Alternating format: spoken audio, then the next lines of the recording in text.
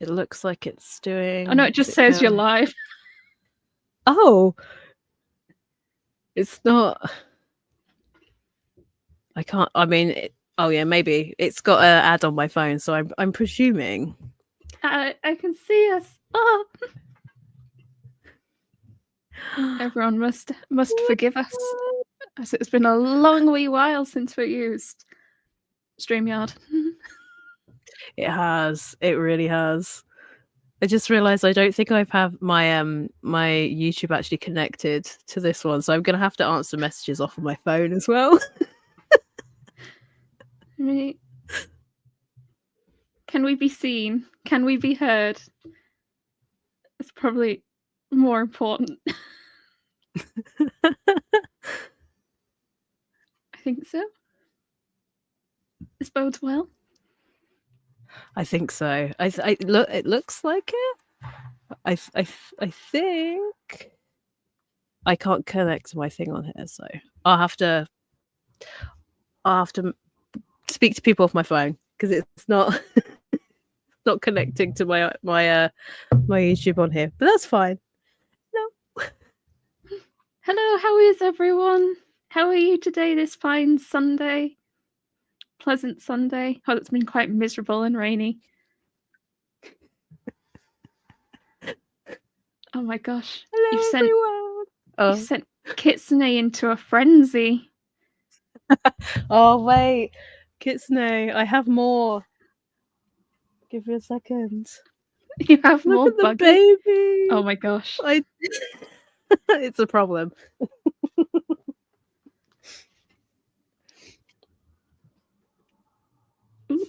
And a giant one as well.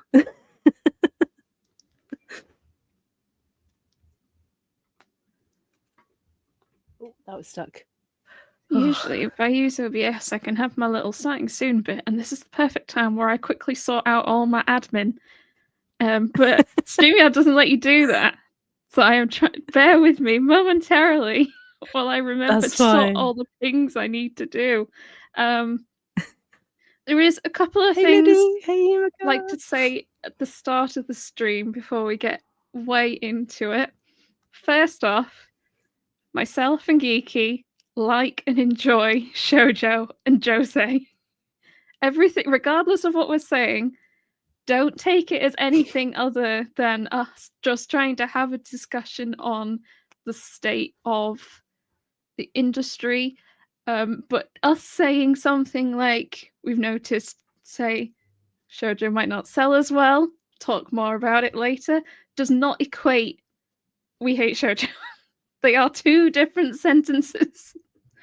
But I do think sometimes I've noticed in certain communities that they don't see a difference between those two different sentences. Agreed. Also, everything that Geeky says is of her own opinion, not affiliated with any potential suggested store she may or may not be known for.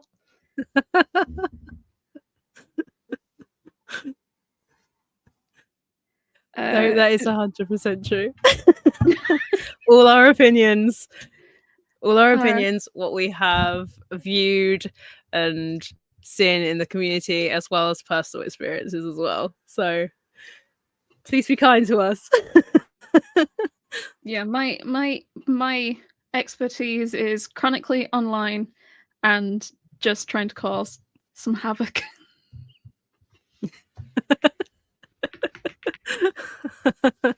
that is all you need. You do not need any more expertise than that. I seeing some things I see, I feel like you should.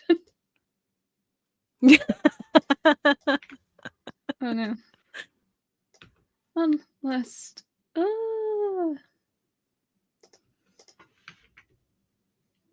ping in Discord. Spirit Circle says you're both shonen bros now. Come on. This is shonen bros propaganda. Yeah. Don't like how you know you hate shoujo. Liddy, you're trying to get me into trouble. But yeah, just clarify. It's nothing against the demographics. We're just having a discussion, and to be fair, the thumbnail was silliness. We thought was funny. Doesn't necessarily reflect. Any more before we start looking a little bit at questions? I'm good. How is everybody? I'm just gonna say now I'm really quite nervous because it's been a while since I've done a live stream, so I'm kind of happy that I'm doing a live stream with you, and this is a really interesting subject to do the first live stream back after a year of not live streaming. I feel like we might as well just start it with fire. I do think as well that it is such an almost controversial topic to talk about. And so in terms of generally what we kind of want to talk about is a bit about manga sales, what sort of stuff seems to sell, what sort of stuff doesn't seem to sell, whatever demographic it might be, whatever publisher it might be, what tends to or tends to not, but also sort of trends that we've noticed in the community as creators in this space. And again, it is not to spread hate. We do not want hate. We don't want hate in the comments either. We have fabulous moderators, very excited to potentially swing a hammer on some of you bad uns. Not that we would like that. We would rather everyone stays quite civil and pleasant. But that's kind of the gist, what we're hoping to go for. It is a very controversial topic. Personally, I see it more as a controversial topic depending on the platform you're on. I don't really see the same thing on Instagram that I do on, say, Twitter. X. Yep. Whatever you want to call it. I'm going to keep calling it Twitter because I am not calling it X. Ow. And yeah. So, and then there's a question of is it down to the conversation or is it down to the platform? Either way. Interesting. Now, let me see if I can remember, because I swear there is a way for me to add a banner and I can then put the next question. So I asked for questions in Discord and I asked for questions in my Instagram stories, as well as adding a few of my own, and we're gonna mix some of those in for you tonight. This is almost like an interview. I am almost interviewing Geeky. Is she ready? We'll find out. Do also welcome questions in the chat. Huh? I'm ready, I think. Are you sure? let me see so. if I create a banner. Let's go for the first question, which tickled me a lot. So this is, can I show this? How is it being in charge and buying manga with someone else's budget? It is brilliant. It is the best thing ever. It means that you can buy in whatever you want and there is no restrictions. So it's like if you ever wanted to see the most filthiest 18 plus manga and you weren't really sure if you wanted to buy it yourself, it's definitely the best way to do it because you can preview it before you buy it. See if it's any good. Oh my gosh. Do you, because I know other stores do it themselves, do you plastic wrap stuff yourself? Yes. So 9 times out of 10, the publisher will plastic wrap their 18 plus, but sometimes some of them slip through the cracks. So you've got like the likes of Dan, although it isn't technically anything too bad, it is rated like mature. So we did start to plastic wrap those, and then it was just like, well, maybe we shouldn't be doing that for that particular series because after like the first volume, although it's still rated mature, it's not too bad. So there's some series that we tend to make sure it's wrapped. You got to protect yourself from this filth. But there are a lot of series that we tend to leave it up to general consensus. Like, we might have a flick through it between a few of us and be like, maybe this one should be kept under control a little bit more than others. Like Manga Cat says, Tokyo Pop don't wrap any of their manga, but no. I very vividly remember opening On or Off in a store, and I was like, ooh. Oh, so one of my colleagues who is not a manga reader at all, and they booked on one of my deliveries, and they flicked through, and they just so happened to flick through on a very naughty page and just slammed the book shut and just went, "What are you ordering in?" I'm like, it's what the audience wants, so that's what the audience gets. Filthy. 100%. But there is, and I guess, where do you draw the line? Because there are a lot of series where you might see a pair of boobs for a panel or two. Is that enough to justify a full plastic wrap? Because that happens like surprisingly often, especially in 7Cs. I find 7Cs of where they draw the line, I feel, is more extreme than other publishers. Yeah, it's actually it's quite interesting, actually, because 7Cs, in my experience, is the publisher that I tend to order the least from, mostly because the in-stocks aren't normally very high, and the restocks aren't particularly that good either. But a lot of it is just pure filth. So when we have a lot of our customers that come in are sort of early to mid-teens, you've got to be like, okay, what is our actual customer like? What are the age groups? What are their parents comfortable with you reading? With them reading, sorry, which is actually another really interesting topic, because since working in a store that sells manga, like, the amount of questions you get asked from parents to be like, what would you recommend my child? And you're like, okay, how old is your child? And they're like, they're 7. And I'm like, absolutely nothing on the shelf. like it's just a case of like, Kirby is good, try Animal Crossing, that's great, you can do that one. But it is really, really difficult to try and get the right series to the right person, especially when parents can be very funny with what their child reads. And obviously, as somebody that orders in the manga, you have to be very mindful about that as well. And it is very, very difficult. Very difficult.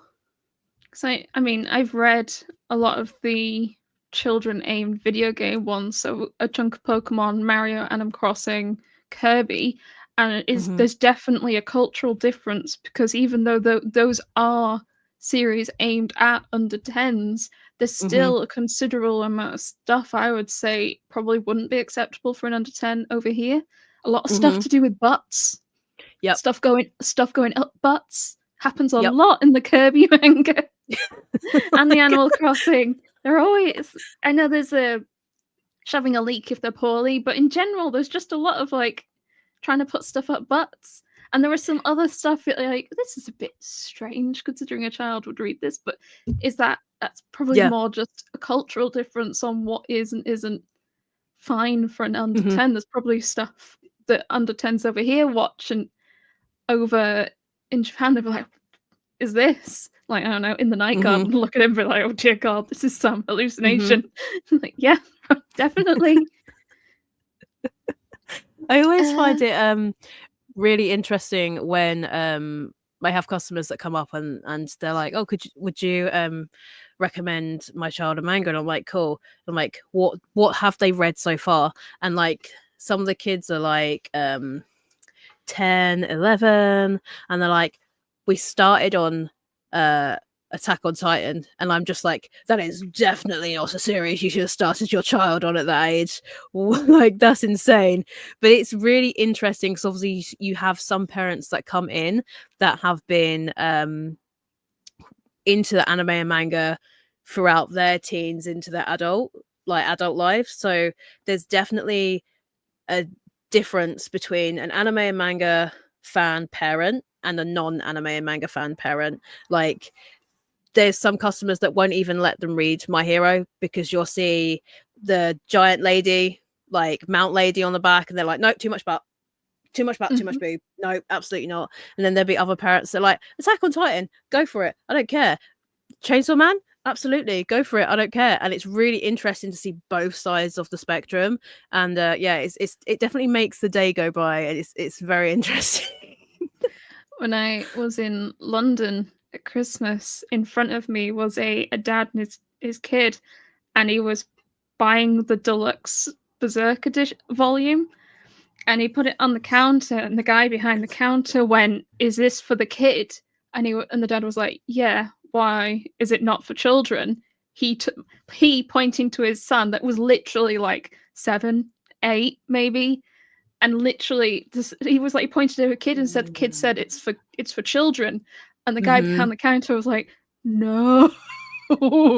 And then described what's on the first page, delicately, because the kid was there, and the dad just turned to the son and went, "Really, you're not having this." And then the guy behind the counter was like, "I assume you're not buying this then." It was like, "Nope." But it was just like, it was almost like he was mad but more exasperated, and the kid was like trying to blag it and be like, "It's not that bad, it's fine, it's okay. Yeah, my friends read it," and it's like, oh God.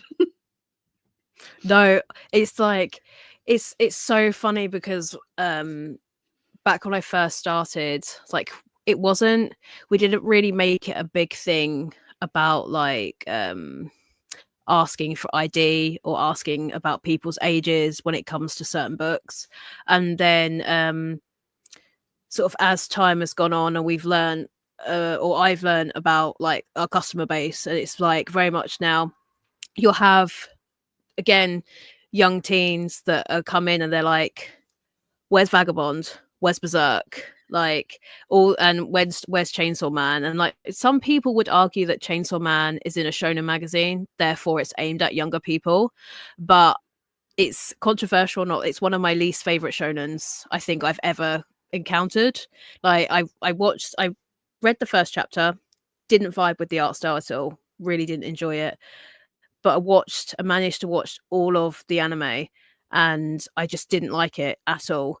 But it's really interesting that you have these young teens that are obviously getting their recommendations off of like TikTok, like Instagram and YouTube. And as creators, like, I feel like I never really thought about it as a content. Well, when I did do content creation before, obviously I don't do it as much now, but when I had the time to do it, I never really thought about me recommending a series to someone because I liked it. I didn't really think about the age groups or like how that could affect the buying habits of some of the younger readers. And it's like, very much now, you would never, a 12-year-old would never go and find Berserk themselves. They would have to have had it recommended by someone else. So it definitely makes me more conscious about how I recommend, and make sure I'm very much like, this is definitely an older teen, this is mature, this is that, this might have this might have that, just to make sure that they, they are aware of it. Because we do have a lot of teenagers that come in and come up to the till and smack down those Berserks, and they're like, "Berserk, please," and we're like, "No." Not for you. Like, it's not happening, because and parents are so unaware of it as well, because they see it as a cartoon like Tom and Jerry or Powerpuff Girls, or like the cartoons that we grew up sort of like in the West. Like, that, there were some that were kind of like lewd and inappropriate, but for the most part they see it as a kids show, and it doesn't matter what the art style is or the rating on the back. They don't really look at the rating, they just look at it and thinking, "Oh, it's just a comic. What could that do? How much harm could that do?" A rating. It's just pictures. Yeah. What's the worst it can Yeah. do? And you're like, I think as well, like, I kind of, growing up, was almost allowed to engage with any kind of content I fancied, But I would usually, if I was choosing to watch something or read something more outside of my age range, I'd usually have a parent who'd like walk through like the problems and explain like this thing is bad, this is why it's bad. And I almost feel like it helped me understand things, because I think there can also sometimes be a backwards effect of if you keep trying to hide things from children growing up. And I'm not saying hand a 5-year-old berserk. That's not what I'm saying.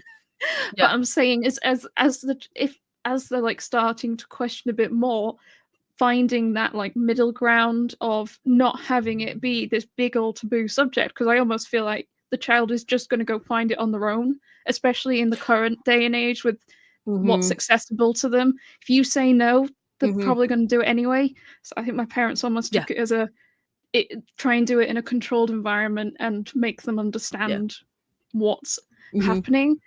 But what you said about like social media as well, it's been a general concern that's been happening a lot over the last like couple of years, because the way we have social media at the moment, it's probably one of the first times in ever where we have a collaborative community space that has people all the way from the age of 10 to like 80, and the target that any content you make can be seen by anyone in that range. So we have children seeing content being made by like mid-30-year-olds talking about, I don't know, like naughty mangas they read maybe or whatever. And there's like that weird overlap of everyone's in one big room together that we've not really had before. And it's being weird. And it does mean that children are becoming more aware of stuff that they probably wouldn't have otherwise before this kind of like boom of a more open kind of social media. No, 100% agree. Like it's definitely an eye-opener, because even just from when we started our channels, like what, 3-4 years ago, like the shift in the age range of the community is like crazy. Like it's insane. And it's like you've got young kids engaging in more adult content than ever before, and it's not like it's on purpose, because like we make content and we could be talking about an 18+ manga. Like now we will state that it's an 18+ manga and it's clearly not for that age group, but we don't have control on what somebody else is viewing. So it makes it really difficult to be able to, I don't know, create content in an environment where you know that the audience, that like the right audience is getting your content, I guess. I don't know if that makes sense. Would you say the onus is on you to try and make sure that if someone too young viewed your content, that you have done it? Is that on you, or is that more on the kid and their environment to try and filter that? Because I don't know, if I was trying to filter my content to be appropriate for, say, a 12-13-year-old, and I am aware we do have people, say, in the Discord server who are under the age of 16, and I try to not think about it too much, because I do I mean, I very much like tone it down. Like it's like, I've bought a naughty, here's the title, but I don't tend to talk about it. But there is still a weird feeling, because even the stuff that maybe isn't a naughty, but it's like, I'm reading this series and it talks about these really sensitive topics. And it's kind of a strange knowledge to know that there is a chance as like a 14-year-old watching that video. It does. It's like, I don't feel like it's solely on us as creators to take the blame for like content that younger audiences possibly engage in, because we have our target audience that we know we engage with, and it just so happens that they might come across our content and just be like, oh, I really like this person, you know, I'm going to stay around, kind of thing. So I don't think like the ownership is like solely on us, the creators, but I do feel like as a content creator, say for instance that I am talking about, again, Berserk, Like I'd feel like it would be my job as a creator to be like, this is definitely an 18 plus, like just to, you know, make sure it was obvious what the rating is, sort of like somewhere in a video to state the obvious, not for under 18s. This is the reason why. And I only really feel like this because of my current job situation. Like, obviously I get to speak to like the younger members of the community like every single day, and we've got some really cool young kids that like are so into manga and like so enthusiastic, and honestly it just makes me so happy because it's like the next generation is going to have such a plethora of stories to go through once they're older, and they're going to love every moment of going through that journey. But like, it's just, yeah, I feel like some sort of ownership towards it, I suppose, because I'm dealing with it on a daily basis. I suppose that is a difference between the two of us. I don't see who is picking it up. I go in, see the mangoes, buy the mangoes, and go home. And I don't, and especially like we get comments on videos and stuff. I don't know how old these people are. People in the Discord server, I assume they're over the age of, I think 13 is the Discord lowest age, but I don't know what age over that you are. So I could be talking to someone about like, I don't know, what's an adult thing to talk about? Taxes. Taxes, am I right? And they're like, they're 14. And I just would have no idea. Yeah. I also feel like when it comes to like the age ratings as well, like as a young person reading a certain series, and you're under the age rating, you might not get out of that series what somebody the age of the rating is supposed to be, if that makes sense. Like, you'll see something different, but as you get older, you might get more from that content or from that series, and you might read more into it, or you might see things that weren't there, whereas as a younger reader you might not have got that, so you might not have been able to understand exactly what was going on, and your enjoyment level probably won't be as high because you're just reading it just because everybody else is reading it, just because like they've seen the content creators read it. Like, it's a really interesting topic, to be fair. So I am trying my very best is to pick out some of the questions people have asked, and I'm throwing them into the bucket to try and vaguely have some of order. But I'll post this one that someone's just asked because it is topical, which was, would you refuse service to a younger child trying to buy something that might not be plastic wrapped but is mature? Yes. Okay. Look at that. 100%. And I have done it, and there has been tears. Unfortunately, there has been tears because it's I feel sort of like a moral obligation, because God forbid if I had a child and they went into a shop and somebody gave them berserk, I would be so cross. Because it's, you know, it's also not our job to parent the community, but I also feel like if we know that it's a series that probably isn't for them and they should really have that conversation with an adult, I'm more than happy to serve them if they have an adult present and the adult agrees to it after knowing possibly what the content is.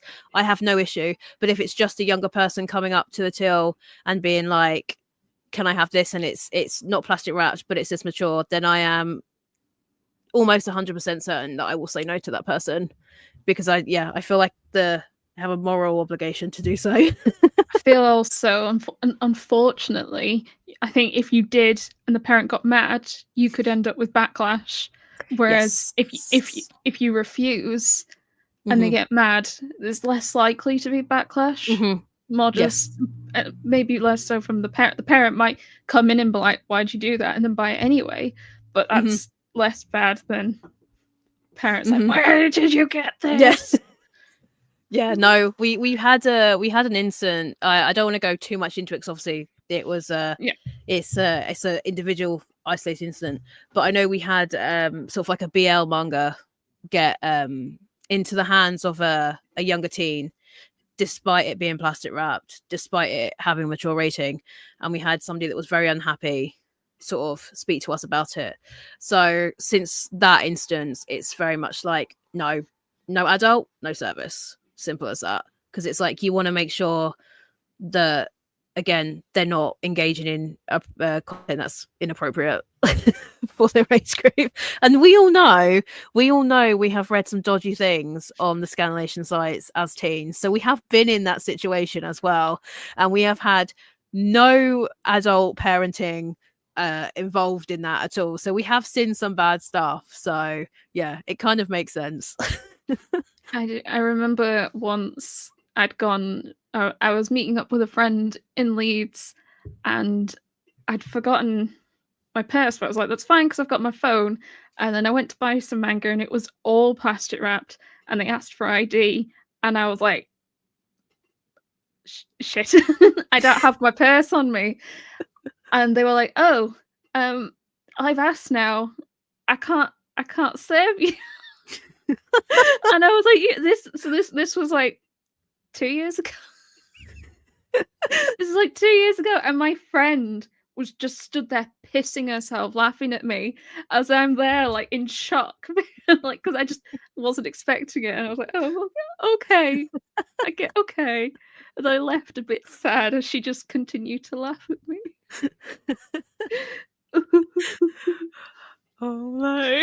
I messaged Ben like, and he was no like sympathy from Ben. He was just like, this is what you get for not taking your person. Like, okay, fine. keeping on the lane again. Yep. Do you have an 18+ section?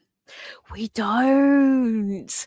We really don't. And it's one thing that has been asked for a couple of times, but just space. I mean, you've visited the store yourself, so you kind of know what kind of space we have, and we are very limited to space. Unfortunately, like, we don't have enough space like the Leeds store, and I'm low-key jealous every time I go up there because I'm just like, it's gorgeous, and I'm jealous of the manga wall, and it's just I'm so jealous. But like, we don't have an 18+ section, but if there was room, I'd 100% have an 18+ section because it's kind of like my jam. I kind of like the 18+ Steam shit section that nobody seems to like other than me, but I'm okay. I'll live with that. There is a solution. There's a what? There's a solution. What is that? What is that? Move to Leeds. Oh yeah, no, this is true. Though I would have to fight the manga king himself, and I feel like I don't want to take his crown. He deserves his crown. The person that orders for Leeds, like, I don't want to take their crown. Honestly, best section, love it. I must say, of the store that shall not be named because they are not affiliated and have no views on this themselves, I feel Leeds and Liverpool. Obviously, I'm going to rep Leeds because it is, but Liverpool, I would say, was almost beginning to be on par with that. So I also really liked. They had darker shelves. I am a fan of darker shelves compared to the Leeds one, which just all light. Well, but they're both in basements. Why does everyone put the manga in the basement? Apart from you. Yeah, I think we're probably one of the only ones that don't, unless you're on the same level. I think we're the only ones that don't have them in the basement, which is sad because I feel like it would work really well because I could have like a really grotty 18+ section in the basement, which I feel is where it should belong. Beaded curtains. Yeah, no, like we have like a store, not like a storage cupboard. I think you might have taken a peek at it when you were down, and my colleagues are just like, why don't we just like 60 beads the curtain up, put some really dingy lighting in there and just shelve it up the 18+ section. This is my dream for the manga cafe that I have aspirations for, is to have a seedy beaded curtain section, and inside is like the Faku, the Steam shit. Probably most BL manhwa, at least, because they all seem to have a little bit of a naughty bit to them. Yeah. Right. Let me. Next one. Has working with more general nerdy stuff tempted you to try out things you hadn't really considered before? Yes. Oh gosh. Unfortunately, if you guys have been following on my Instagram, I have now gone into Pokemon cards, which is not a good thing. Yeah, no, honestly, it's really not a good thing at all. Like, it's horrific. It's super expensive. It's full of scalpers, full of people that don't care about the community. They're just in it for a quick buck. And it's horrible, like, from anybody that is genuinely just wants to, collect the cards because they're cool or wants to play the TCG. Yeah, because they're pretty, essentially. I don't know. I was going to say, at least it's not Magic, but I genuinely don't know which is worse, Pokemon or Magic. They're both equally horrifying. I'm saying this as like Magic the Gathering. I've said it before because there is now a manga for Magic the Gathering, and you get a card in the back, which is pretty cool because it's the same price. And I read it, and I was like, "Fuck, I actually quite enjoyed that." And now I know a little more. Like the absolute goal of this manga to try and encourage and entice me into something that I don't want to have another problem. And I feel Magic could also start to border on my manga problem. And I've already developed a Miku problem. I'm not having another M. Oh my god, they're all M's. Oh my god, yeah, Miku, Manga, Magic, the 3 M's, the triple M. I feel like you need a third one now. The big three. Of severe credit card debt. Yeah. No, don't give me another one. I'm not saying, I can't say anything because I've got back into Pokemon thanks to my partner. Like it was 151, like the release of 151 did it, because back in the day I used to collect them in the 90s and I'd stopped doing it for years. I got back into it when there was evolutions for just a little while because I was just like, this literally a reprinting, similar reprinting to the original, and I was just like, cool, that looks sick. Stopped again. 151 because he wanted it, and I was just like, I was equally invested in it as he was. So every time I was opening up a pack and there was like a full out, I was like, ah! Like I was so excited. And we were chasing one card, and like 4 or 5 of us from the store was chasing one card, and between us we just didn't pull it, and because of that, like, it got us back into it. And it's been an expensive few months since, so there's definitely been less manga buying since. So Pokemon, I dabbled in One Piece cards, gave up. I don't know why. I should have stuck with that one. It seems more fun than Pokemon cards at the moment. And then figure collecting has unfortunately creeped back onto the agenda, which I don't think I'm very happy about either, because that's equally as expensive. Yeah. I did notice a severe downturn in how much manga I was picking up once I discovered Neokyo / Ami / pre-owned on Ami. Well, you don't pay right now, therefore it's free, right? Girl math. And then it was like one, and also it wasn't even just the Mikus, but like with Neokyo especially, it was learning just how much other merch I could pick up. Like I've picked up so much Final Fantasy 14 merch that you can't get outside of Japan, and had it shipped over. Like some of this stuff here, that got pretty bad. And acrylics, so many of these acrylics on here are 14 acrylics. I'm like, oh. And then occasional blind boxes. I'm doing better with the blind boxes though. It's like there is like one line I really like, and I'll get the full sets of those. And then it's just every now and again I might get one, and that's why I've managed to bring myself to. I know you liked the was it the Nancy line at some point, like the little girl with the bubble hanging out of her mouth or her nose? That was snot. Yes, it's Snot Bubble. Yeah. That's the one I let myself get the full sets on, and I do quite like the Azura line from Pop Mart, and I got the. Bear with, I have some. Is it this one? Hang on. Oh, can you hear me? I'm just gonna smack. Is it this one? Yes. Oh my god. Yes. Oh, That's so cute. I bought the Christmas set when I went to London, but I had to go to 3 Pop Mart stores to find it. We ended up in the one on Oxford Street, and like, yeah, they had a full set, and I was just, they're so cute, so adorable.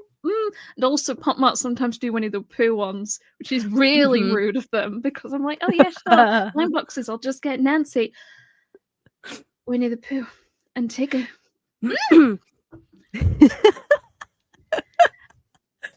Miniso do some really cute Winnie Pooh blind boxes as well. I've noticed that a couple of times when I've gone into their store. So stay away unless you want to go bankrupt.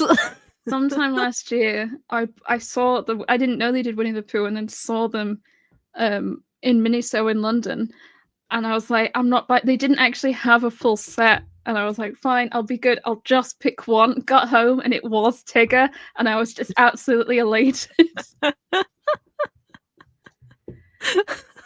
Okay. Next one, I'm kind of keeping it in line of like some of the non-manga topics and then starting to move it towards. Yep. Outside of manga, what in-store sells surprisingly well? Funko Pops. Really? Sadly, no, yeah, no. I hate them. Like, genuinely, I hate them. No. Like, despite having this, like, no, I don't like them. I don't. like them. I'm not surprised, because I don't think there's been a store I've been in, Liverpool, Manchester, that Leeds, that's not got a load. And I would assume, why would you have a big wall of them if they're not selling? And that still almost brings some pain to my heart to hear it. I shouldn't say I hate them. It's not that I hate them. I hate sometimes that they can be lazy with like their releases. So especially when it comes to like the Dragon Ball line, like there's so many Vegetas and Gokus, and it's just the same mold painted in about 5 different colors. And then they'll be like, oh, this is an exclusive. It glows in the dark. But it's the same paint job other than it glows in the dark. Or this is metallic. Look at this one. And it's just like a rinse and repeat of the same characters. So like, yeah, that's like one of my main gripes. Like, I can't say I hate them, because I have some of them. I have quite a lot of them. It's just like, I personally prefer Pop Marts over Funkos, because like they're more detailed. Like the price point is better for what you get. I feel like although the Funko Pops are like bigger, the detail is so much nicer in the Pop Marts, and there's such a variety, and they're so unique because every single line is curated by a different artist, and I think they're so cute. I've when I was during my university days, there was a site that sold Funkos, and they did like, it was like, was it Pop in a Box? Maybe. I wasn't going to name them because I have mega beef with me, because well, I have mega beef with them. Sorry. I'm so sorry. Actually, why? Did you work there? No, I didn't. I did not. Basically, they did a Black Friday sale, and like every minute past midnight or something, it would start off at like 70% off, and then every minute it would drop 5 or 10%. Yeah. And I placed a few orders because I didn't know how quickly I was going to be able to get it. It went weird. They charged me for all the orders, but still cancelled, but kept the money. And there was no way to reach them. They didn't have a phone number. They didn't have an email address. It was the most dodgiest thing ever, and I got so mad. And they called me a liar. That was years ago. God. I had to do a chargeback. That's crazy. The end of that story was, I ended up with about 12 of my Funko Pops through that, because some still arrived. And I used to try and limit myself. I'd say 1 character per series so I don't go overboard, apart from Winnie the Pooh. And that is still true today. I now only collect Winnie the Pooh ones, because I think the Winnie the Pooh ones do look quite cute. Yeah, the Disney ones, certain characters look better than others. I personally like the Disney ones, because I feel like it kind of fits like the character being a cartoon, so it looking kind of cartoony kind of fits. And like the anime ones, I really don't like the ones that are based off of real human characters. I just feel like they look a bit derpy. And there's so many. I remember going through the whole list for reasons on the Funko website, and you'd be like, it's so weird which people they've made Funko Pop, like real people they've made Funko Pops on. It's like, this is the weirdest thing ever. Like politicians. Yeah, and like they done the royal family. I remember we had the royal family ones turn up, and like we were just like, why? Who decided this was a good idea? Like, no. But did they sell? No. they didn't. So oh, that's even funnier then. Exactly. I think the only one that really sold was Queenie, because she had a corgi, and I was like, fair play. I would have taken her for the corgi. Like, like the corgi's cute.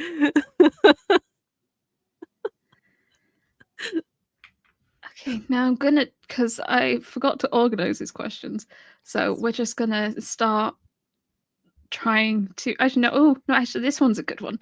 This one's a good one. This is so haphazard. How often do you find yourselves restocking shelves? Ooh. No, I think it's a shoe manga, but also I don't know. Is there any how often do you restock the Funkos? Like the Funkos are like every day. Like it's a daily battle with the Funkos. But like when it comes to restocking the shelves, do we mean like ordering, or do we mean just like refilling because there's like people have bought stuff? Like that refilling because like there's gaps. Quite frequently, to be honest. So weekends are always really busy, so I'm normally like always restocking on a weekend. But weekdays tend to be quiet because obviously kids are at school. You don't have many people come in, so unless it's half term or lead up to Christmas, then it's like every single day. I mean, I do restock every single day, but like a proper good restock is normally sort of like probably twice, maybe 3 times, sort of like Friday, Saturday, Sunday, and Monday. So it's like the prep for the weekend, on the weekend, then Monday is like after the weekend, and it's just like little mini ones in between. So pretty much every day then, I suppose. I had no context at all on where to start, so I read that and I was like, I have no idea. Is she gonna say hourly, daily, weekly? I don't know. I want to know just as much as you do.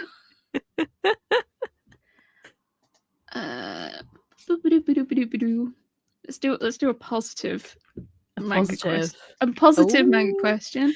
Wait, are they the rest negative? Why? What's going on? We'll have to find out.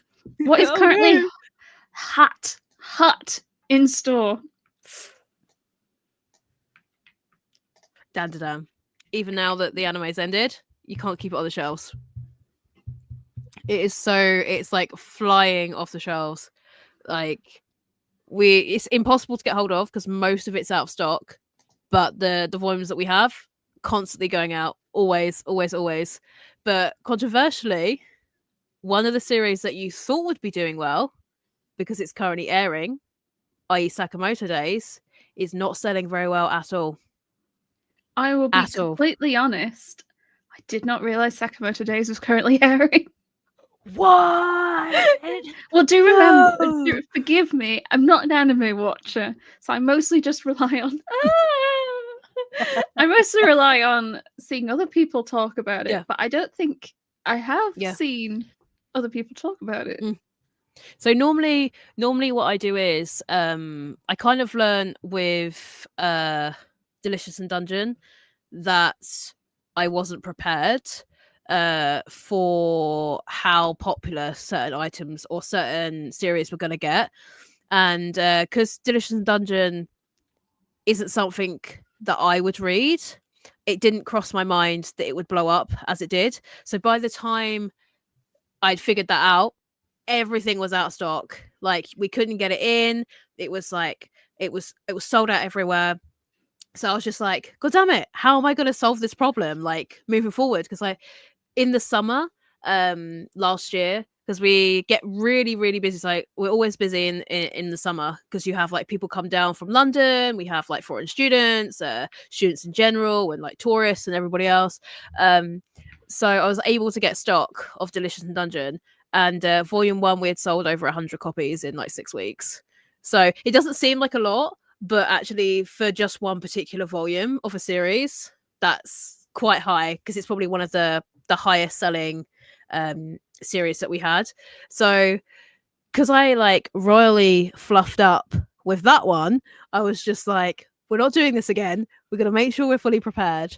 And so when it came to Dan, I had numerous stacks like over a month before I knew it was going to hit, like the anime was going to come out, because you tend to find people will maybe start to buy like 1s and 2s maybe a month before the anime is released in preparation of, and then once the anime hits, it's just bam bam bam bam bam, bam, like goes out the door. But with Dan that hasn't been the case. Not Dan with Sakamoto Days, it hasn't been the case. It's sold more before Christmas, before the anime hit, to how it sells now. Like, it's just not really shifting at all, and it genuinely surprised me. It really did, because I personally like it. I think, have you read the series yourself? I've read Do you some. have any I'm not up to opinions date on though. it? It was pleasant. It was jolly enough. I don't think I was gripped, but that's not to say I thought it was bad. I said I think it was a solid like 7 out of 10 for me. I think it'll be a good binge when I get round to it. But I think that's an interesting point, and I think that's one of the things you see a lot of people talk about when an anime comes out for a manga that's already, say, got quite a few volumes out and it sells out, and you see a lot of comments saying, how were they not prepared? How did they not know this was going to happen? But I think, as you said there, 2 shows both airing, one's gone crazy and one hasn't. You almost you need to try and need to try and balance that printing and preparing enough that you think it's interesting statistics to try and work out, will a series do well enough to sell, because the last thing you want is dead stock. 100%, 100%. Trying to play maths games to make sure you print/buy enough that will meet the demand, but how do you know which series are going to get that demand? And ultimately you don't fully know. I'm quite surprised to hear that Sakamoto Days hasn't done as well. I would have thought that would be that like kind of silly. Now I've not watched the anime. I don't know if there's the quality or something. I don't know where it's viewable to watch or anything like that. But it's like with Delicious in Dungeon, the same. I don't think you can't accurately know how much something is going to blow up. And sometimes there is that safer bet of, we've printed a bunch and then we'll do a second wave once the anime starts, so we can almost get a bit of a we can see, I guess. We can see what the demand is like and then go from there. It's as somebody that orders in manga, it's very difficult to get the right balance of having enough versus not having enough. So it's like, I don't want to get into like the shoujo versus shonen like argument soon. That's later. However, there's a significant difference in the amount of shonen you need to order in compared to the amount of shoujo you need to order in when they get animes. Like Sakamoto Days, again, volume 1 sold out before Christmas, mostly probably partly because when parents were coming in, they were like, have you got any new like series that you think my child or teenager would like? Now I know that technically Sakamoto Days is classed as an older teen, but I've read a good chunk of it and I know that it's literally just like violence, like, you know, he's an ex-assassin and whatnot, so it's nothing like sexual, so it's just more on the violent side of things. So I was very much being like, this is probably going to be the next best thing, like the next biggest thing after Dan. It's probably a bit more age appropriate for somebody that maybe a slightly younger audience compared to Dan. Like, give it a go. And that definitely helped to like push like people into buying them. But like I've watched, for the most part, I think, unless there's a one that's just come out this weekend that I haven't caught up on, I've watched every single episode so far, and I loved the manga. I really loved the manga, but I didn't enjoy the anime as much. And I don't know if it's because it had more laid back vibes to it. It wasn't as crazy as Dan to Dan. It wasn't as brightly colored and vivid and bonkers off the wall. It just wasn't as, it didn't have the same vibe. And I don't know if because it's not as crazy, maybe that's the reason why people haven't vibed with it as much. But it's definitely not one. It's surprised me, certainly when it comes to the sales, that just put it that way. It hasn't. Volume 15 sold out, volume 14 almost sold out, volume 13 not quite there, but everything else still a full pile, hardly touched, and it's very surprising. Maybe dipping into that shoujo element a little sooner, but in terms of shoujo anime, like the first one off the top of my head that aired recently-ish was Nina and the Starry Bride. How has that one done? It's still on the shelves. That's sad. It really is. It really is. Because I've noticed, because I think it was airing before Christmas as well, and I noticed a good chunk of the series in sale sections before Christmas, and I remember looking at it and being like, this is currently airing, and it's in sale sections, and it's still in sale sections, because I went a few times and they hadn't moved. And it's like, why is that? Why is that there and not moving? Moving back to say what you said about how you would enjoyed reading but not as much the anime, I found because we did a volume episode 1 watch party in the server. We watched I think 5 or 6 episode 1s kind of back to back. And a series that really caught me by surprise was Blue Box, because I read some of Blue Box, and I will be honest and polite, I thought it was a little dull reading it. I was not grabbed by it at all in the slightest, but watching it was probably one of the most captivating anime episodes I've watched in a long time. Even though it was just the same content that I'd read, it was presented, and the way that the episode was done was just so nicely done. It made me want to watch more, which I didn't feel about the manga. I did not feel incentivized to read more, but I felt incentivized to watch more because of the how it was done. I think it's down to like how well, I suppose, you can adapt the story from its original content.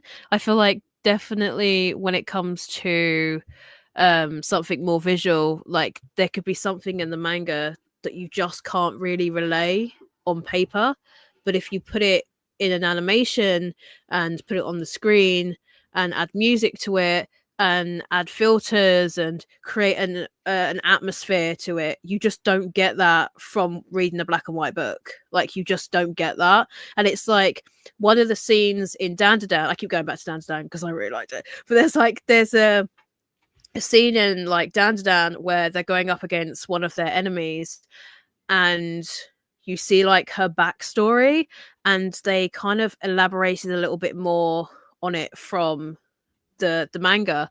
But it was like, I remember reading online, people like, oh my god, this is probably one of the most beautiful episodes. Like it really gave the character more depth, and it was a really beautiful episode to watch. And I definitely feel like certain things translate better on the screen than they do on paper.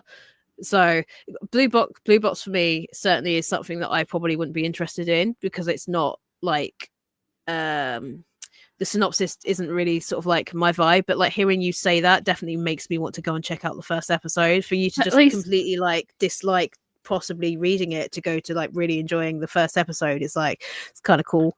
I was like genuinely shocked. I was like, I am so devastated. As I've said before, me not watching anime isn't because I don't like anime. It's I just don't have enough time to add another medium when I've already got some horrific piles of TBR next to me. But I would absolutely kind of love the idea of double dipping for comparisons. As another comparison, Rising of Shield Hero. I've read the manga, Ben had read the light novel, and we watched the anime together. But what I found so interesting was they changed some of the narrative. Like, they changed it. Like, there's in the manga, there's one scene where one character says a line, and they changed which character said the line in the anime and where it took place, and it meant it like turned it to have like a completely different meaning.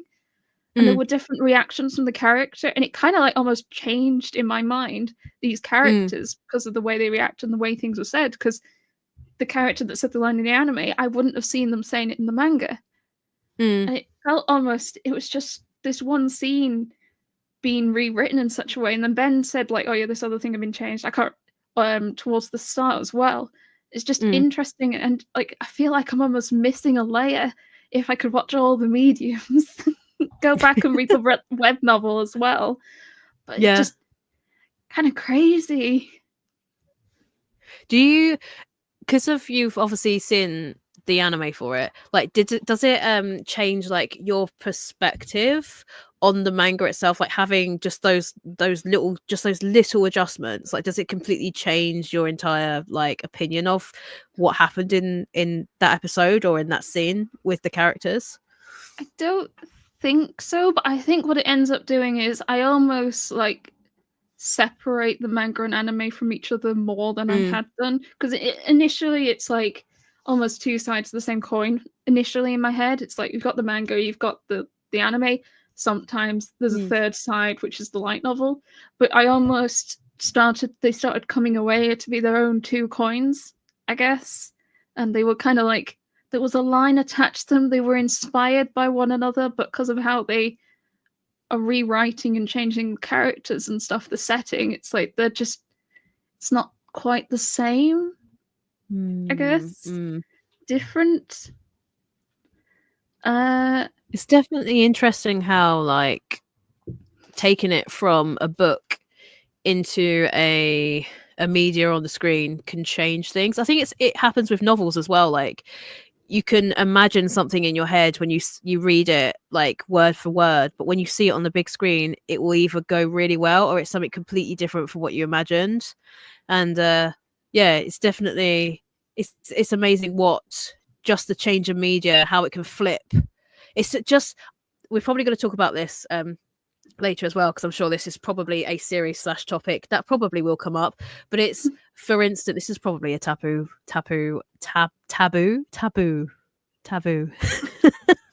a taboo subject right now. But like, with the announcement of Kingdom, I watched the first season of the anime. It's trash. It's not good. No wonder why they didn't license it until now. It was rubbish. Like, it was 3D animated, very poorly done, because it was done like in the mid to late 2000s. I had my partner, he was watching it. He hated it. It was awful. And it's just like, it's amazing how something that's really, really good, because I've read a good chunk of the actual manga on scanlations, because it wasn't legally translated at the time. I will throw my hands up and say that. But it's amazing how something so good can end up looking so trash and then completely missing an entire fan base that it was for. And I just think it's really, if you hit the nail on the head, you get both audiences, and then that's when all of your sales from manga as well as anime will just skyrocket. But it's like hitting them like the nail on the head. Like Requiem of the Rose King, amazing series, anime trash anime. Like, you know, it's the same thing. It's the same thing. Yes, right. This is what I said like before stream, and I was like, I've got a bunch of questions, but how many will we get through when we end up deviating for half an hour? Yeah. I'm gonna try not talk as much. Okay, I'm chatting as much too. This is fine. Just I think I've gone through 10% of the question. I'll try and blur through a few. How do light novels and anime seem to sell? Oh, the light novels we don't actually stock because one, I am very limited in my knowledge, and two, they just don't really sell for us. No, I mean, Ben is a light novel collector. 90% of his collection is secondhand or sale sections. They are always in the sale sections, and I know I see a lot of people being like, I wish stores stock more light novels, but I just don't think they sell very well. They really don't, like, and it's really sad because there be certain series that people ask for, like Classroom of the Elite or Bloom Into You, or there's another one that I can't think of. It's like an isekai one from Seven Seas, and it so doesn't narrow it down. No 100% it does not narrow it down because it's literally the entire catalogue. It is. But is it something Tengen? I don't know. Yes, that's the one. I'm so glad you knew what I was saying from there. Oh my god. That's the one Ben's trying to collect right now. It's never in stock. So even if I wanted to, or we try to delve into that, like you can't. And it's okay ordering stuff in that's like a volume 10 or a volume 5 or volume 7 or 2. If there's no volume 1, nobody's really going to be interested unless they know what that series is. So it's like a waste of space on a shelf where I could put like One Piece, gone, like, or Dandadan, gone, or Jujutsu Kaisen, gone. Like, if it takes up space and it's there longer than I would necessarily like it to be, I'm not bothering. I can I'll special order if I know that I can get them for people, but yeah, it's not worth it if it sits on the shelf for too long, which is kind of sad because that's a lot of shoujo just that. I'm just saying, but we won't say that now. I mean, a lot of the bigger popular light novel series are now into like 20s. ReZero's in the mid 30s now. That's not either a short number or a short amount of space. That's going to be a shelf just for ReZero light novels. And it's like you have that, and it's like they're in the 30s. It's an ongoing series, but the publishers just don't seem to reprint them, or for whatever reason, it's like constantly on back order, and it's like after a certain amount of time, like your back orders will be cancelled. So it's just like, do I put it on back order again? It's been sitting on there for a year. Is it worth it? 9 times out of 10, it's not, because it's like you've waited a year at this point. How many people are really going to be interested? Especially if you've got, I find most of the light novels that get animes are normally on Crunchyroll. So there's definitely a trend of what sells and what doesn't when it comes to the platform that they're on. So like Undead Unluck was locked behind a paywall for Disney. Didn't sell. Didn't boost the sales for it because it was on Disney. Nobody wants to have Disney. Nobody wants to pay another paywall for it. If you want to have Crunchyroll, like, some of them will sell. Sakamoto Days is obviously on Netflix, but like some of the others, shoujo particularly. So you've got like Nina Starry Bride, again Requiem of the Rose King, Demon Prince of Momochi House, just to name a few off the top of my head. It didn't really make a difference in sales. And is it because it's on Crunchyroll and you have to be a specific kind of fan to have that account? Or is it, if it's on Netflix, I think it has a wider viewing, because 9 times out of 10 it's put out with an English dub. So therefore people that don't want to read the subtitles can enjoy it, and you'll have a bigger audience. And I definitely feel like, depending on what platform they're on, it definitely affects the hype or the want for the series, or the sales for the series. 100%. Because I feel like if Delicious in Dungeon had gone on to Crunchyroll, would it have done the numbers that had done on Netflix? Because you're generating like the the odd customers that come in that are normally like comic book collectors or graphics collectors or haven't touched comics in years, and they're like, do you have Delicious and Dungeon? And I'm like, whoa, I was not expecting that for somebody of your age. Like, do you know what I mean? Like, it's like it literally reached such a wide audience being on Netflix. So I definitely think the platform that it's aired on definitely correlates to how well it does. I know Birdseed said Undead Unluck anime got butchered. It's tragic. I watched a bit of it. It was quite sad. See, I find it interesting that you think that the platform makes a difference, because I suppose there could also be an argument that if a series is good, would people just sail the seas for it? But I wonder if you believe there is actually a difference depending on the platform where you can watch it legally. If in how many of the big sales that pop up post an anime coming out is not due to is more due to people who passively put it on. They're scrolling through Netflix, Crunchyroll, and they say, "Oh, this is new. Let's try it." And they're like, "Oh, I quite like that. I'll now go pick up the series," which is kind of an interesting point I'd not thought of before.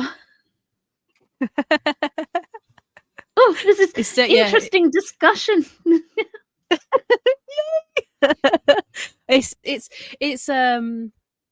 It's definitely food for thought, because there was one other shonen series. Do I have it to hand?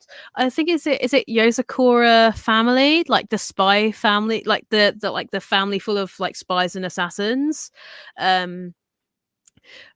That one really doesn't do much. Like it doesn't do much at all. Like I think since I ordered it in, I may have ordered volume 1 in maybe once or twice. Like, it really doesn't do numbers, and that was again another series that was put on Disney. So I feel like it's definitely possibly preventing certain audiences from possibly getting hold of it, because you had that one, Go Loser Ranger, that was on Disney, didn't do great numbers for us. Like it wasn't like an instant sellout. The Fable, that was another one that was on Disney. That was a seinen series, because I brought volume 1 myself and didn't do well. Didn't sell out instantly. I think what's interesting about that is I feel like The Fable was one of those like big asked for series across the community. It was definitely to me as a non-digital reader, I feel like if I hear enough about a series that I learn the name, it's a fairly asked for series, and I feel like The Fable definitely fell into that for me. And I think it has been interesting to see that it's not done as good, considering it had a big hype for it. I also didn't realize it had an anime, but again, did you not? I don't think I know most things that have cool. Animes unless it pops off, or sometimes if I follow some voice actors, and if I see them talking about doing a voice in it, for I really enjoy Prosy D, and he voiced Senshi in Delicious and Dungeon. So I was really, really aware of that one, like ages before, mostly because I followed the voice actor. And there are a few others that I follow, and sometimes they say, "Oh, I'm doing a voice in this and this," and I'm like, "Oh, that's getting an anime." But I am definitely rather inept in keeping up with that knowledge. Definitely. I think it's because I'm surrounded by it all the time. I get loads of customers be like, "Have you seen this? Have you seen that?" I'm like, "I didn't even know I had an anime. When's that happening?" And it's like really difficult to kind of keep ahead of the trends. So a lot of the time when it comes to like ordering habits, it's like very much like I take my cue from like the people in store, or like Instagram or TikTok, or like you guys, like yourself. Like if I see something that's being really talked about, I'm like, okay, this is something that might pop off, so like let's give it a go, let's see what happens. Like one of the things that I try to do is to make it so it's when you walk into the store, like, and you look at the manga, it's not the whole wall is not going to be for everybody, but there will be something there for somebody. So I want to make sure like there's something, you'll walk in and you feel comfortable at browsing. Like it's not just shonen, seinen heavy. You know, you can like GL or BL or shoujo and josei. Like there's something for everybody, and you're comfortable in your own space, in your own time browsing.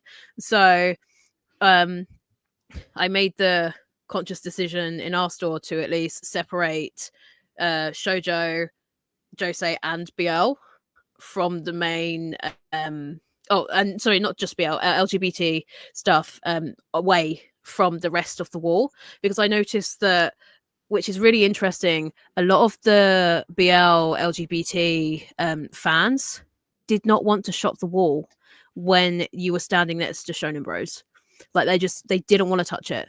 It wasn't selling, and it could be given. It could be anything that's really popular. But if it was next to shonen stuff, they didn't want to touch it. But as soon as we moved it into its own section, people loved it. People were shopping it. People sat on the floor flicking through books, and it was like really heartwarming to see that they felt like maybe they hadn't had their voices really heard before, because it's like everything's mixed in, and maybe you will feel overwhelmed or uncomfortable, and people might be looking at you oddly because you're picking up like a BL, and they might look at you weird or whatever for whatever reason. But I felt really comfortable. I'm really proud that we were able to make a little space for everybody. So there's a space for everybody like around the shelving, if that makes sense.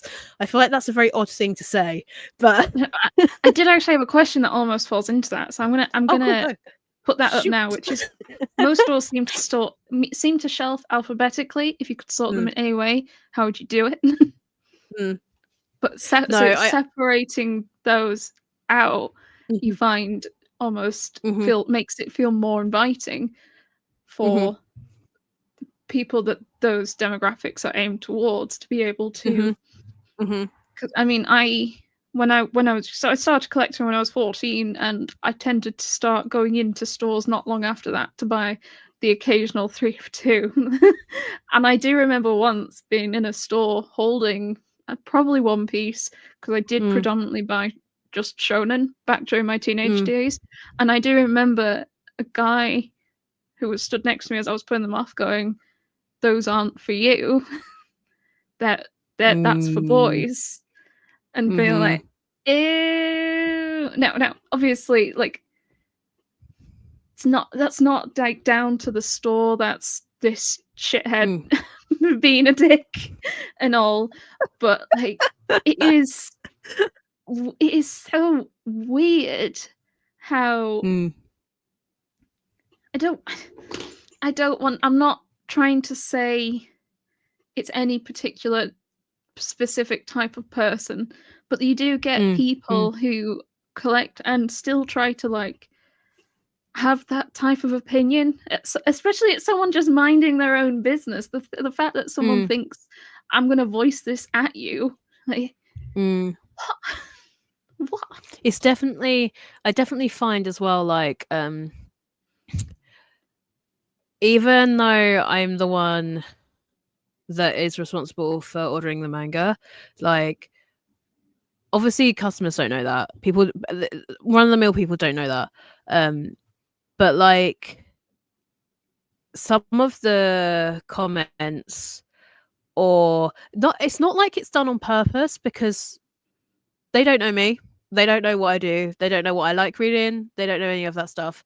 But it's very interesting to see some of the comments that are kind of made, or kind of like the looks that you get when it's particular. I don't want this to sound like it's misogyny. I don't want to go into that sort of like bracket thing. So I know we've got a lot of male audiences probably in the chat today, but it's I found personally from my experience is that it's normally guys that are like,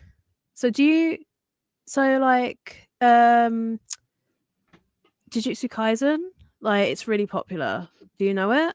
And it's like almost looking at you like you're stupid. And it's like, it's really funny when we had a customer ask about Blam, or Blame, Blam, Blame, Blam, whatever you want to call it, the author of Gantz. And at the time we didn't have that, but we had Knights of Sidonia, and I was just like, have you tried out Knights of Sidonia? And they were just like, no. And I'm like, it's by the same author. They're like, oh, really? I didn't know that. And I'm like, yeah, dude, it's by the same author. Like, it's really funny to see their reaction, to be like, you shouldn't really be knowing that. How do you know that? Why do you really know more funny. than me? It is really funny. Exactly. And it's like, it's really funny, because I find that us, again, I don't, this is really, I feel like even though we are an hour and 20 minutes in, I still feel like we've got so much more to unpack. But like, but it's like, I definitely feel there's a definite trait towards, or a mannerisms towards, female readers in general not really liking the good stuff. Like, you read rubbish because you only like shoujo, or you only like josei, like, because you're female, you're not going to know about Satona, like Junji Ito, or you're not going to know about Gantz or Berserk or Vinland Saga, you know, or all that stuff like that. Like, you know, you're a girl. Why are you going to know about that stuff? And I just find it really interesting now, being on the side as like in the retail side of things, that it actually does happen. You know, like, people can be kind of like prejudiced, because a lot of girls don't like reading shoujo. Simple as that. They don't like fluff. And I think that's fine. And I do think sometimes that you get parts of the community who can be unfair on people like that, being like, oh, are you just doing it to be edgy? Are you doing it to impress the boys? Are all comments I have seen. And I think it's like, maybe it's just not for them. You see a lot of the shoujo community say that they just don't enjoy romances under the shonen demographic, and that's fine. I mean, I personally would argue there is good stuff regardless across the demographics. 100%. I am controversially very much of the personal opinion that demographics don't matter. And I do stand by that. I really personally don't care. Will read anything. Are demographics treated the same is a completely different statement to me saying I don't care. And I do think you do sometimes get people who say they don't care, but actually do. And I think almost saying that line can give it a stigma because of the ones that do. I must say that as a woman who works in computer science field, the stigma I get with the sort of the manga collecting, this sort of sphere, is the same, if not, I don't know which is worse. It is shit either way. The way you get treated as like when I was doing my degree, there would, I mean, on my course, 250 people, 4 women. Wow, that's insane. I think we had like 1 female lecturer, maybe 2. There was it got weird because when you're only like 3 or 4 women on a course, generally everyone ends up knowing who you are just because. So people come up to me knowing my name, and I'm like, I don't know who you are. Leave me alone. I had some real weird comments at the time when I was in university. I dated someone who was not on my course, and I remember someone with quite seriously saying, why would you not date someone on our course? Why would you go outside of it? And I'm like, this is creepy. That is the exact reason why. I am going to go report you now. Yeah, this is weird. Oh my god. But even now, like, I'm in the field, I'm working, there's still often like even unconscious problems you come across, such as sometimes being the one to be expected to write the notes. Why am I the one of everyone in the room being expected to write the notes? No. So entering going to an expo or something, and the assumption that I'm there as sales or marketing, not as a software engineer. Maybe I have stepped in, because I do sometimes do that with the nature of where I work, but just this assumption that even at a developer conference, not a sales or marketing conference, the assumption that I have attended as a sales or marketing person as opposed to a software engineer, there's only going to be one real reason why you're making these assumptions. And it is sometimes aggravating, and almost the only way you can battle it is to come across and like get mad about it, and then that puts this sort of weird persona on you that I don't want to be known as this mad, angry person, but it's the way to get through. And I'm obviously where I work and the people I work with are lovely people. I'm not saying it's everyone I work with or anything, or even people I work with, but I interact a lot with customers. I go to expos and conferences a lot, just in the nature of what I do. And it's just kind of interesting seeing how people like treat you for that sort of thing. You definitely, if you're a female in, I feel like any male-dominated sphere, you almost feel like you have to work twice as hard just to prove yourself, like to prove your worth, like you're worth giving a chance, or I deserve to be here, so I'm gonna fight for my position. And I feel like we shouldn't have to. Like, you shouldn't have to. Like, there's a reason why you were hired, or there's a reason why you chose that field. You were good at it. You enjoy it. Like, you shouldn't have to prove yourself just because you're female. And yeah, it's my field is different to your field, but I feel like they are male dominated. Comic book industry is male dominated. It's a fact. Like, it really is. So it's very difficult to try and invite females openly and then want to come openly and willingly into a very male dominated like field or genre of pop culture. Yeah. No, I remember not long before going to uni and talking to my friends and all the female ones and asking them, I know it's not necessarily something you're interested in, but out of curiosity, why is computer science not something you would choose? And I think all of them said, because it's a male-dominated field. And I don't want to be surrounded by that. It's like, oh no, it's like a self-fulfilling prophecy.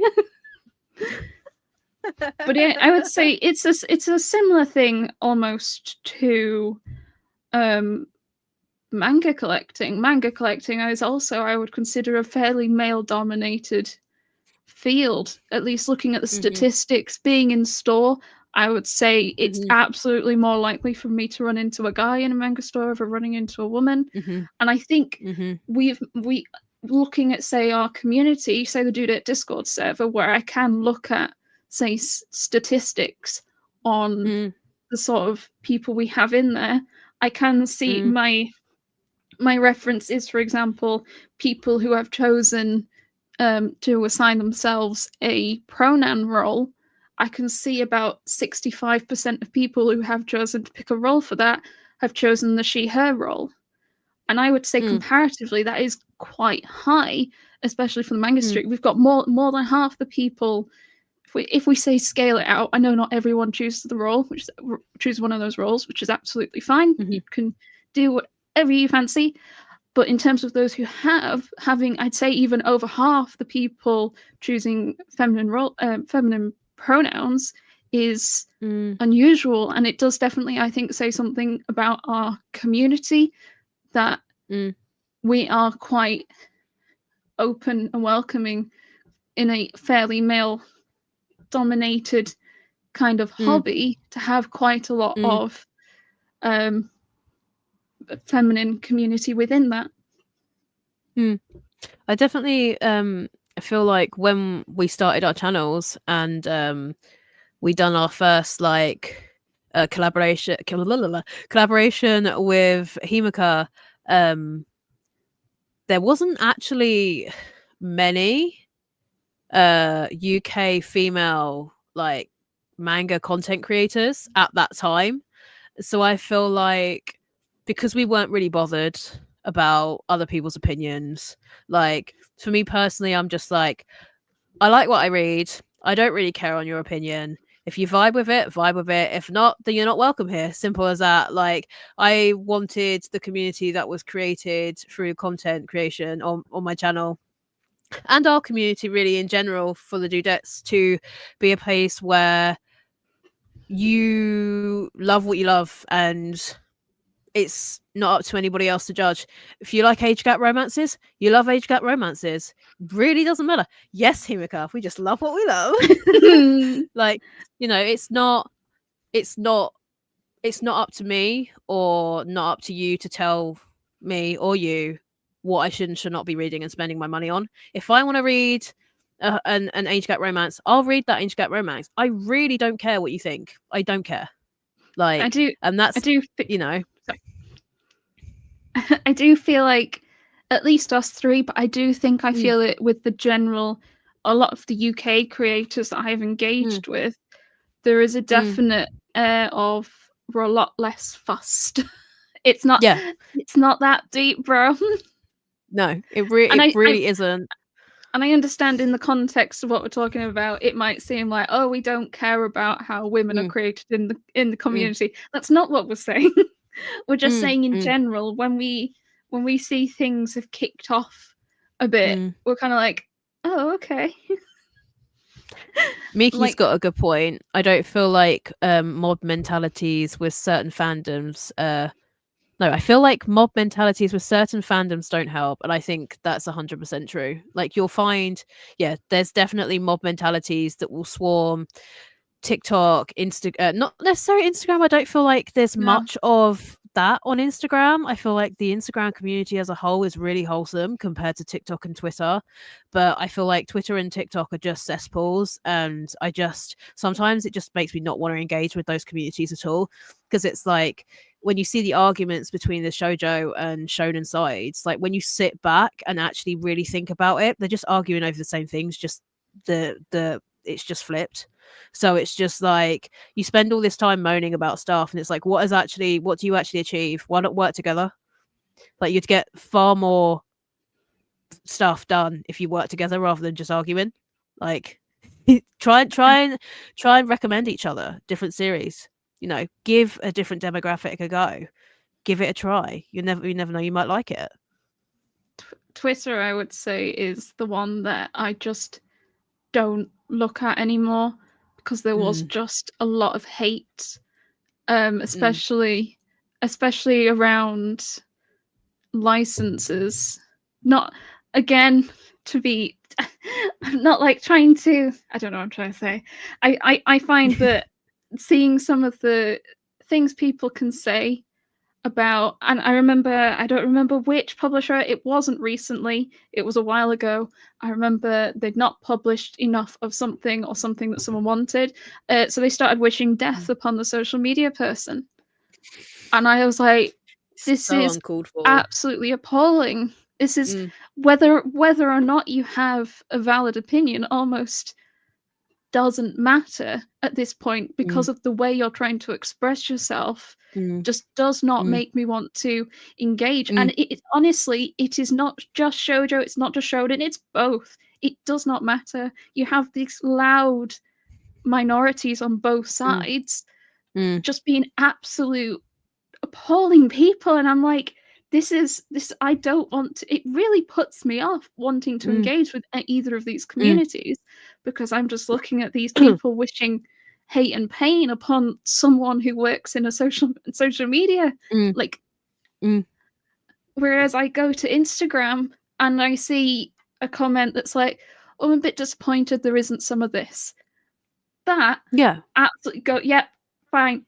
Absolutely, I'm not trying to say don't be disappointed, don't be trying to vocalize for the series you want or anything, but it is, I almost feel like Twitter goes to an extreme and wants to wish pain, and burning was another one on these these are people. These are people at the other end, and it's not like whoever makes a Viz licensing decision is going to go and look and be like, oh, well, this person has said they're going to come and cause pain to our social media person. We should definitely get on publishing that series now. I feel like it almost has the adverse effect. So, like, if you're bullying the social media, essentially, because you're bullying the social media person behind that company, all you're doing is hurting your own community. Because are they really going to look at this and be like, well, are we going to give them what they want after the way that they disrespected a member of our staff? Or, you know, are you really going to get what you want by fighting amongst yourselves? Like, I personally feel like all that does is hurt the community as a whole. And what I find really interesting is, like, Liddy Moon said, I feel like people who are the loudest just have zero idea on how publishing works and just complain. And I think that's 100% true. It's like, you, at the end of the day, publishing company is a business. So the aim of the game as a business is to make money. So if the series that they license, they are unsure if they are going to make money, why are they going to waste their time on licensing fees, on translators, on marketing, on PR? Why are they going to waste money on something that they don't know is going to sell? And unfortunately, that tends to be shoujo side of things, you know, and it is in the numbers, you know, it doesn't sell. I don't want to be that person, because I love shoujo. I've got a massive collection. It's what started me on this, like, journey, and it just doesn't. I work with manga every day. Like, I see what sells, I see what doesn't sell, and it's really sad. Like, it's really sad. I try to create a library at our workplace where there is a rather large shoujo, whether it, you know, leans heavier on the teen or whatever. I try and have a bit of everything, some steamship, you know, some teens, some older teens, some mature stuff. It just doesn't sell. Like, I could put volume, I don't know, volume 24 of Jujutsu Kaisen, for instance. I order 50 at a time. Over the weekend, gone. Absolutely gone. I ordered 5 of Neighborhood Story, still sitting on the shelves. And that was 5. And it's just like, it doesn't. And it could be down to location. It could be down to where we're located and the type of manga fans that we have in the local community. I do tend to find a trend of, in the summer, where you have people visiting from London. It brings a wider variety of people to the store. And when you get a wider variety of people to the store, it tends to pick up slightly in terms of sales. But it doesn't shift like shonen. Like, it just doesn't. You don't have both people, like, you don't have both types of people buying. Like, when people come to the till, like, it's gonna sound like very, like, stereotypical or like whatever. Like, a guy's gonna bring up a shonen title or a seinen title. Not once have they picked up Nana. Not once have they picked up Don't Call It Mystery. You know, they just don't. They just really don't. And I don't know why that is, but you'll find that female audiences will always come with shonen. Maybe some shoujo as well, but always with shonen. Always. There'll be some people that don't like shonen, which is fine, but they will buy both. Our female audience in our store will buy both, but the male audience will only buy one type. And it's really sad. And yeah, like, some of the comments are saying, do you think people buy more stuff online? I think, yeah, probably, because it's cheaper.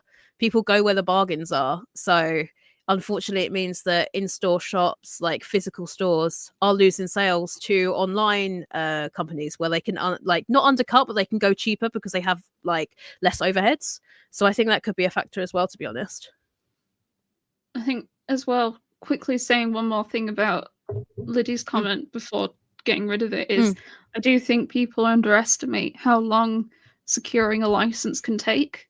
Now, obviously, I know a very smidgen a bit about publishing, having known a few people who have published books themselves, but at least in my industry, sometimes securing a contract can literally take 2, 3, 4 years. It can take ages depending on who you're working with, and I definitely feel working with Japanese companies trying to secure these licenses can take way longer. I think sometimes you'll see, like, oh, they've licensed this, why haven't they now licensed this? It's a month later. maybe they're trying to just gauge potentially, see how it does, or maybe there's been some weird contract disputes, because from my understanding, the mangaka does also have a say, depending on which publisher it is in Japan that has their series. They also get a say. They might not want their series licensed. They might not want it licensed. They might not want it licensed in English. They might want it licensed in a particular way. The English publisher might want to do it in tier ones, and they don't. We have absolutely no idea, really. No, exactly. Except that I would be surprised. Happy to be proven wrong, because honestly, I don't have an in on this particular industry. I would be surprised if licensing goes very quickly. I'm used to having very long contracts and drag out because everyone has an opinion. I would assume that it just takes its sweet dang time. In terms of buying online, I mean, potentially we do see more women buying online because of in-store, but I also wouldn't be surprised if in general you also just get more men buying online as well. So I don't know how much of a difference it would make. That's more stats I would love to see, if possible. Love seeing more stats. But again, to re-clarify, the way we're talking and what we're saying isn't us saying shoujo is bad or we dislike shoujo at all. No. As we both have quite a large amount of shoujo in our collections, and I would love to see more. Really would. I see series people talk about, and I would love to see the reprint. I'd love to see series like Basura get a reprint. Screaming abuse at the social media person, I don't believe is the way to get it. Is my 100%. Is my apparent hot take. I feel like it's not a apparent hot take. It's just common knowledge, or just, you know, it's just don't bully people, guys. Just don't bully people. It will get you nowhere. Be kind. Be kind. That's what the community should be built on: kindness and love. We've way moved on from this, Banner, so I'll take it out for now. No, I feel like it almost can alienate a good chunk of like more casual readers who are like, I'm just having a little dip, see what kind of series are popular on this side of, okay, nope, I'm staying away from that. And again, I have personally seen this regardless of demographic. I feel everyone, and yeah, to be fair, it's probably a fairly vocal minority who get this aggressive, but it makes me want to just not join in and retreat to another social media where it's not like that. Yeah. And I know, sorry, cough.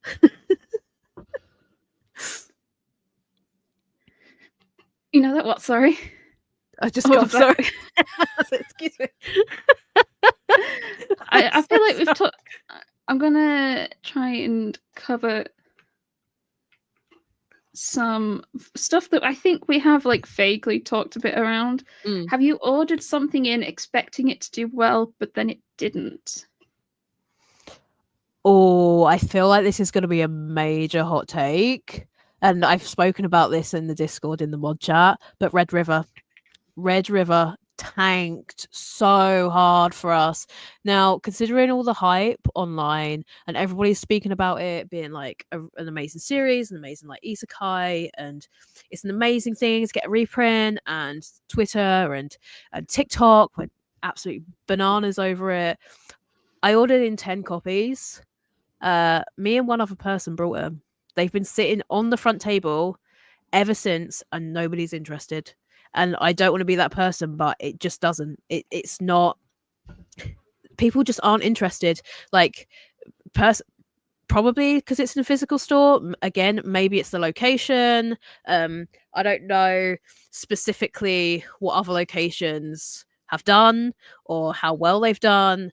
I know our Manchester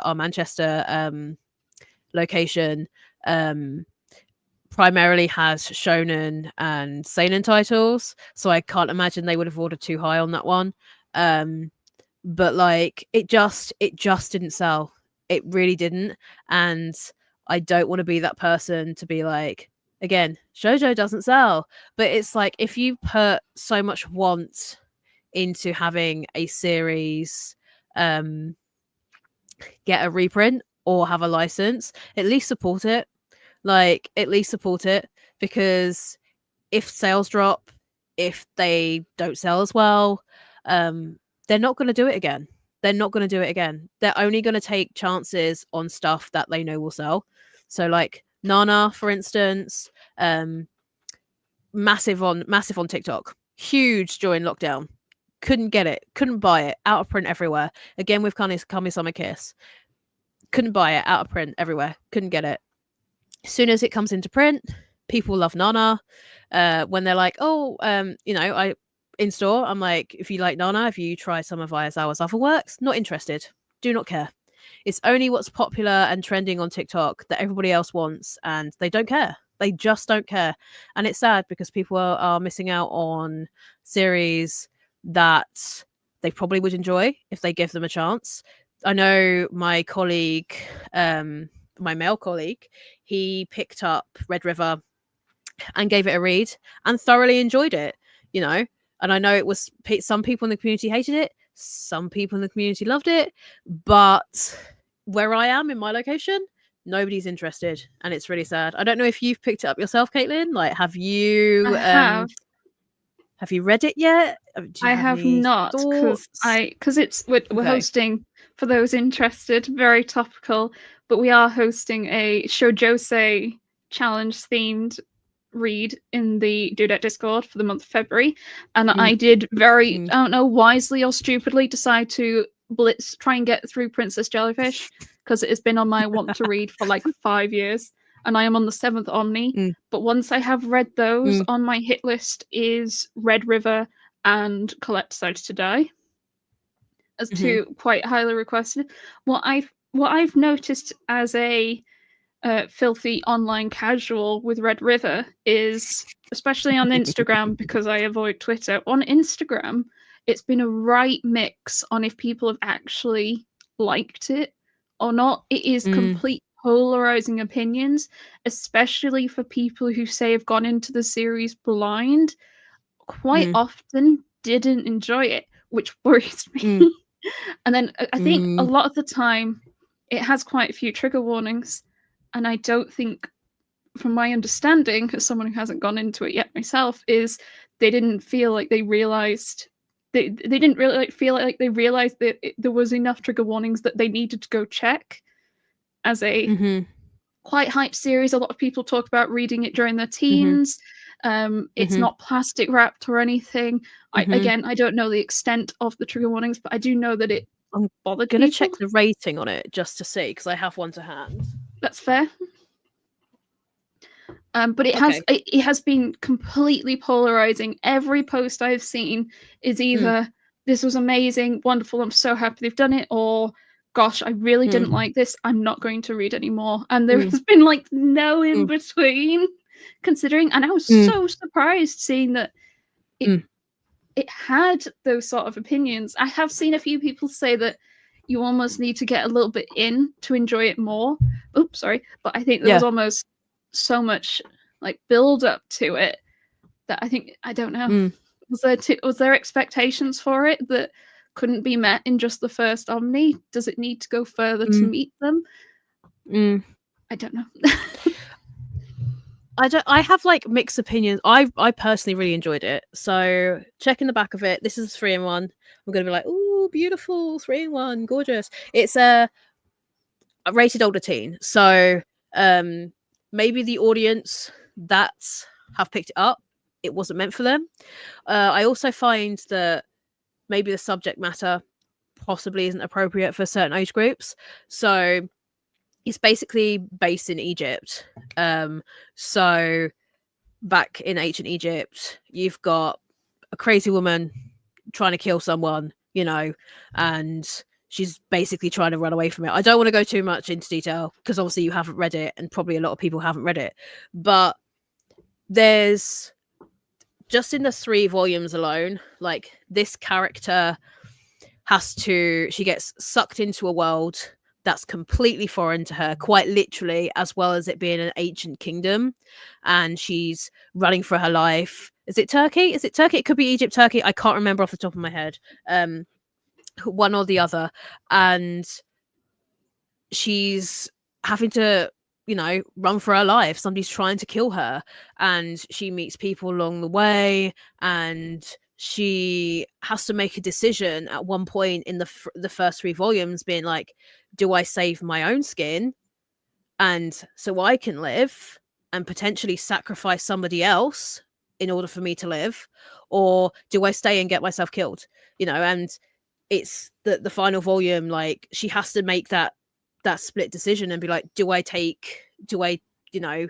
possibly someone, in order to save my own skin and to get back at some things that have happened in the previous 2 volumes. Like, there's a lot of stuff packed into this first 3 volumes, and I definitely feel like it's probably not going to be for everybody. If you don't like a period, not a period, like an ancient setting, like a historic ancient setting, it's just not, it might not vibe with everybody, because let's be real, a lot of the stuff that we're getting over here now is like fluffy high school romances. They're not, I remember, I don't know if you yourself, Caitlin, we had back in the early 2000s, we had some really good darker shoujos, and that's what Viz's catalogue was. You had Angel Sanctuary, Central Phrase, that was a little bit more smutty, but it was still more darker. You had Ceres, Celestial Legend, that was a darker series. There's been numerous series that we've had in the past that have been quite dark, and for whatever reason they steered away from that over the past 5 or 6 years or plus that, and has given us nothing but fluff. So for it to then go revert back to something that's a little bit darker and have a little bit more grit to the series, like, I feel like people aren't ready for that. Like, I don't think they're ready for that type of content, and that's not what they were expecting to read. Maybe, I don't know. I think I feel like I went on a tangent. I'm so sorry. No. I welcome tangents. It rests my voice. Now, I do vaguely agree that a lot of the kind of shoujo content that has come out, especially in the last few years, is definitely on the fluffier side, and I do agree with the angry people that it is a shame and there is less variety. I don't disagree with that. I mostly just disagree with the way they go about vocalizing their opinions more than anything.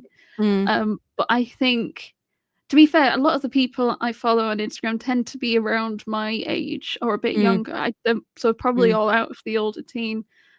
I do think that with series like this, or series that are quite well loved, there is almost this weird, like, because we're going for all the hot takes on this stream. We're both trying to just we tried to not do that, and it just kind of done it. We're like, we'll be careful. Usually we try to be really cautious. Apparently for this stream, we're just throwing it to the wind. I do find there is this sort of weirdness of, if there is a series that is much loved, it almost does this weird, like, if you say you're not a fan, people want to prove you wrong and be like, no, that's not right.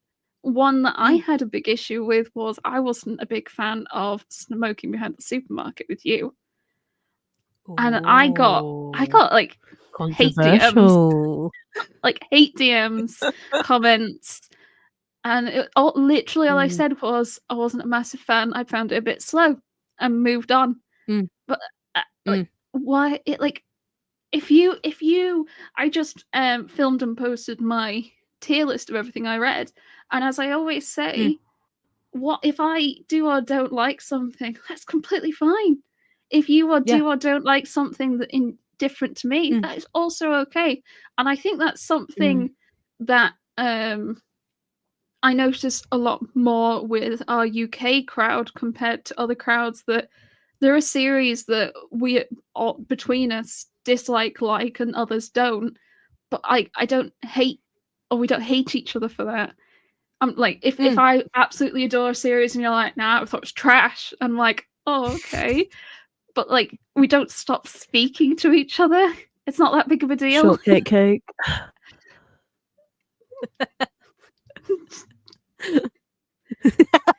Wait, did you?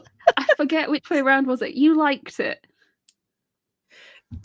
I think so. It's been a while. From what I can remember, I feel like I did enjoy it. Tiffany needed to finish reading it to be the decider. Has she finished it yet, dude? Come on, Tiff, let us know. Please, you like it? we need to settle this many year debate. We need a casting vote. Yeah. But I do think there is a lack of variety in shoujo. Something like in 2023, I feel like I really delved into reading more BL and absorbing myself in the varieties of BL. Last year, I attempted to do that. I attempted my very best to try and do that with GL, with whatever GL is available. And this year, I tried to set it. I was going to say, yeah. Like, if you think shoujo is bad, the poor GL community.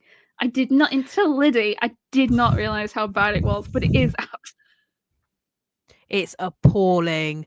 Like, it's so bad. Like, girl, if you're moaning about shoujo josei, try jumping ship and going to the Yuri. Then you'll have something to complain about. But you don't hear them complain. They're just like, okay, maybe next time. Like, you don't, you know. I do. and also Liddy. But like, even just, I think trying to find GL where they're not like, it's not fluffy. Eating each other, like literally just gnawing fucking. Oh my gosh! Not like that. You know what I mean? Like not like full on. Oh yeah, like, sure. Over the top. It's just I find they're just really fluffy and they're drawn like chibi, like really cutesy, and like they're working in an office. I don't want them to look. I want more mature. That's why I really like She Loves to Cook, because they look like adults and it feels like they're dealing with adult problems. That's why I liked My Girlfriend's Not Here Today, because it's messy. And like that kind of, like the fact that I'm like thinking GL, and so far off the top of my head I've named 2 that don't fall into that like quite uniform bucket of GL. It's quite sad. I think it's really interesting as well when you look on the side of the buyer of GL. Like, there's not much GL at all, and then reprints are far and few in between. Even for Viz, like they very rarely reprint their GL stuff. Like it always takes a while for them to reprint, and 7C's not necessarily great with their reprints, but they normally have the monopoly of GL, I find. Yes. And they don't, there's not much in print. Like, there's just not. And like, it's really sad because like you go into store and you'll be like, where's the LGBT section? And you're like, oh, over there. They're like, well, this isn't an LGBT. This is just the BL section, because there's nothing. There's nothing to order. There's nothing to put there. Like, nobody's like, they you know, Shoujo Josie fans, we be crying, but Yuri fans, they be screaming. Like, like there's nothing for them. There really isn't at all, and it's really sad. I think as well, seeing people comment in the Discord server about it as well. A lot of GL is written for the male eye. Yeah, 100%. 100% agree. 100% agree. Oh wait, no, I don't track it like that. But like, I remember looking up some GL and was surprised to see how much of it was seinen. And it's like, it's cute chibi girls, and it's just nice, but it's aimed at men. Part of that feels a little bit gross. I mean, we have one on the shelf, How Do We Relationship? Like, that's one that is sort of like, are they in their 20s or 30s? College, I think. Yeah, so it's kind of like, they're still kind of younger characters, and I feel like what maybe it's the age of the audience that's reading it. I don't know, but I feel like for me personally, I'm not a GL reader, but I would love to read about sort of like adult women going through like issues. Like, you know, I don't want to see fluff. I want to see real world problems happening in these series, because that's more interesting for me. But maybe that's because of our age, that's why that's something that I don't know, I'd enjoy more. Well, I think I don't necessarily mind fluff, but when the options are fluff or fluff, Yeah, it's just similar. fluff. It just having some more variety, similar to whole like Shoujo and Josei. It just, and I think that's just less. It'd be nice to have more variety for that, more than anything. But yeah, some of them trying to get earlier volumes of some of these series is just no. But Bloom Into You, I'm missing 2 volumes of Bloom Into You. It's 8 volumes complete, and I'm missing 2 of them, and it's just a right absolute ball ache to try and find them. And I've been hunting. I've been trying, just biding my time. Like, and they just don't reprint it, and then if they do reprint it, it's just like the odd volume, and you're like, who's going to start a series at volume 6? Nobody's going to start a series at volume 6. Yeah, it's really sad. It's trying to catch up. Or someone had shared a picture of their GL shelves, and I was looking, going, there is a good number of titles here that I've never heard of and never seen, mostly 7 Seas. And I just and then I'd look them up and be like, nope, not available, not around, can't find it. And I'm like, oh, okay, I guess that leaves me there. Do you find that with 7 Seas, like despite like the flaw of like reprints for them, like they have one of the most, if not the most diverse catalog when it comes to their manga, because they're an independently owned publisher, so they can license pretty much whatever they want. Like there's no parent company attached to it. So like for them, it's just like they can get the most obscure titles, the ones you would never even hear, like I've never even heard of. And the fact that they have such a great catalog, I feel like almost means that they should reprint more, because they've got such a diverse catalogue of stuff. So 2 points to that. Number one, I didn't realise they were independently, and it's interesting to see that you see that as potentially a reason why they have such a variety of different series and stuff, because they believe they're independent off the top of my head. I'm sure they are. They really just do go. Okay. They literally do like fire across into literally everything from, I mean, you've got the absolute trash 12 word long isekai title, and then you've got all of these old school isekai, it's on the mind, old school shoujo collector's editions like Marmalade Boy, Pet Shop of Horrors. They printed Tokyo Revengers, Don't Call It Mystery, a whole bunch of really sought after titles like that. And then they've got like, what was that weird one they announced? License. It's gorgeous. It does look nice. It's beautiful, honestly. Like, loved it. But they do stuff like that. The what I would consider more well-known bigger hitters, and then it's got like Backstabbed in the Backwater Dungeon. My gacha power gives revenge for all of its, and it's the weirdest ass series that no one ever knew, wanted, potentially asked for, and then they just they do agree they seem so diverse. I wonder if, because they also seem to be the most difficult for reprints, if that's almost how they manage it. They pick a massive spray, and then they only do limited print runs on them because of that, and then it's like okay, next bunch.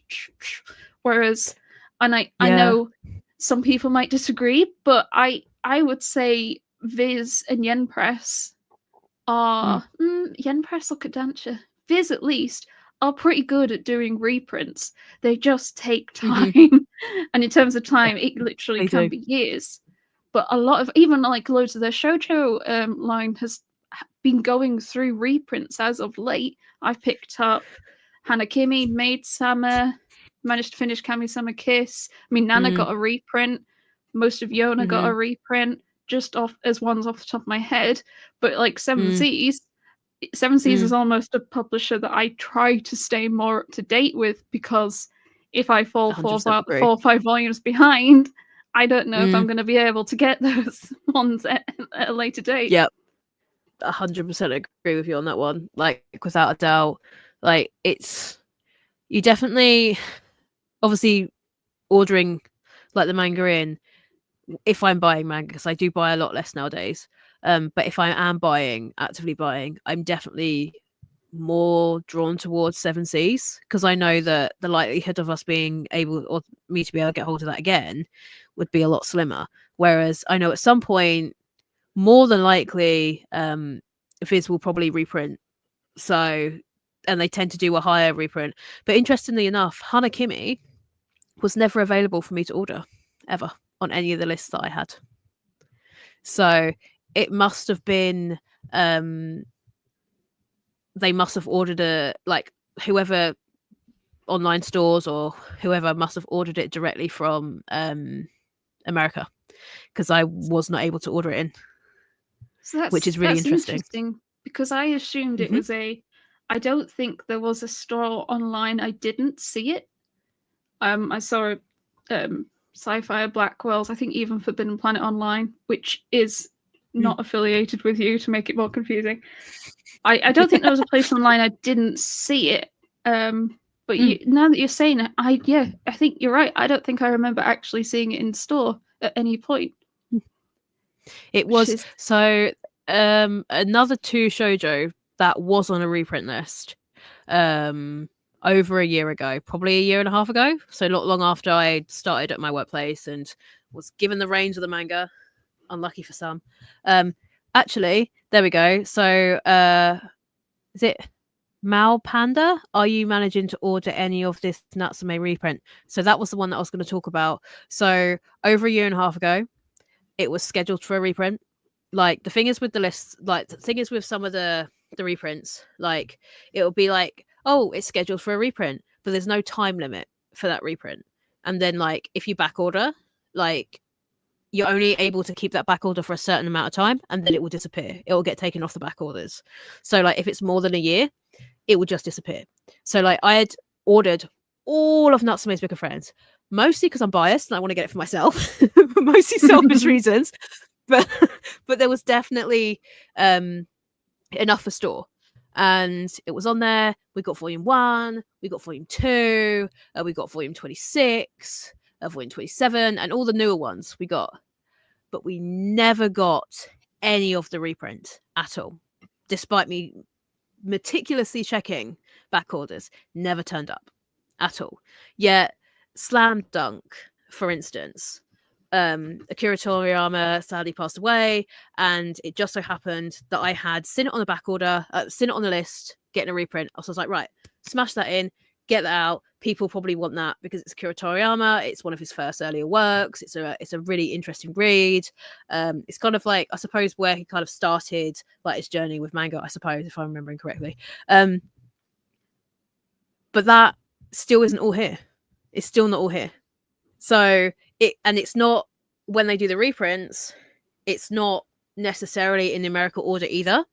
So it's like you'll end up with a volume 18, then a volume 10, then a volume 6, and then you'll get some of the earlier ones, and it's never like in numerical order, and it's never close together. So what I find that they tend to do is they will prioritize more popular series. So, like, again, not fueling the fire of shoujo or josei, but a lot more shonen gets pushed up that list to get reprints, and shoujo's always down the list, and they get to it, but it'll take a lot longer. And I also find that with the amount that they reprint, at least on lists that we see, shoujo's always a lot less in numbers. And again, it's down to the amount of people that buy it and the demographic that reads it. It's I don't want to be the pessimist, which I feel like I'm being in this entire stream. It's just like really pessimistic over shoujo, which is not what I want to be, but it is. It's just a matter of fact. And again, the publishing companies are a business at the end of the day, and they're a business that sell to businesses.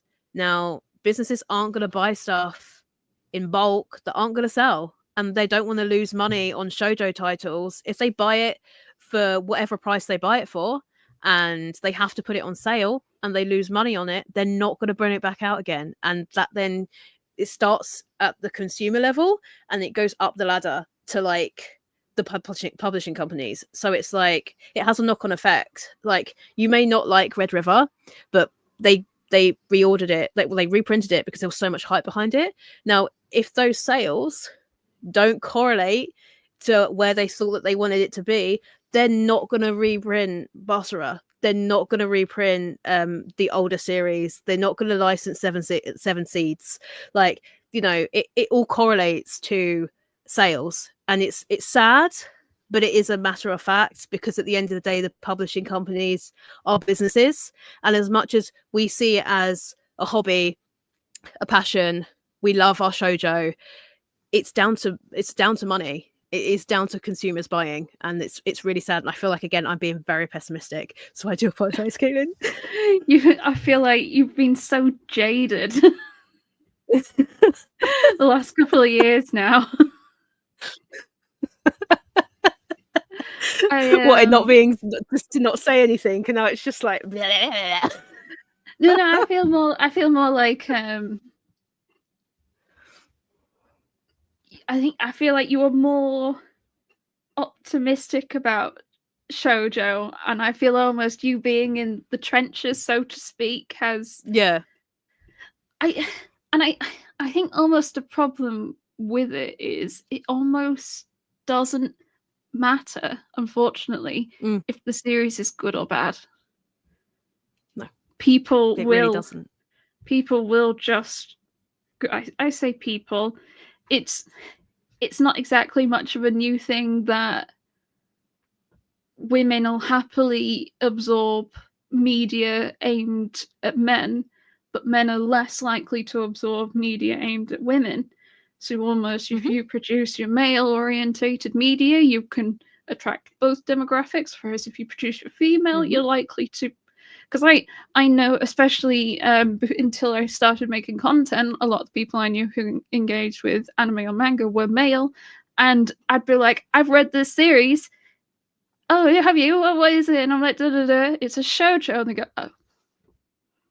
Like, why? Why would you have that response to me saying shoujo? Besides the obvious elephant in the room.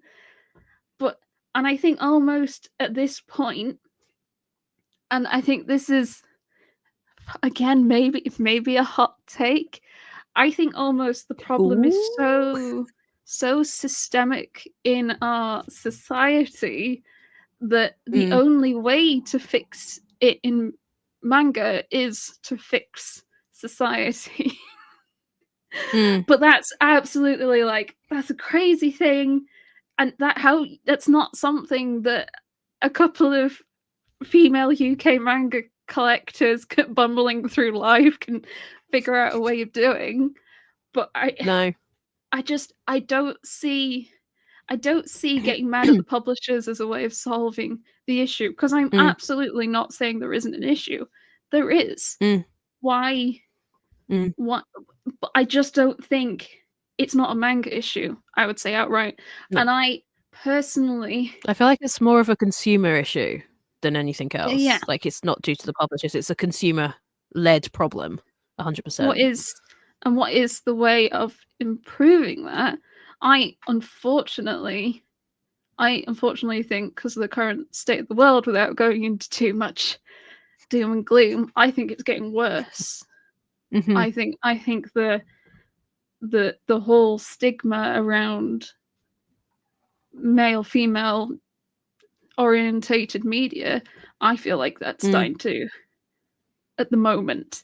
I think there is a difference of what I'm observing and what I think, and what I'm observing and what I think. Do I think there are a lot of males would enjoy female media? Yes, I do. They just don't give it a chance. And what, do we just trick them? Oh yeah, Yona is this up-and-coming Shonen Jump series. Give it a go. Read it. Wait till they're 10, 15 volumes in and be like, I got you. And you're enjoying it. It's also down to I find like the marketing. So Stella says, I wonder if they did away with demographics completely, which they won't. It would change the pattern of consumption. I don't think it will.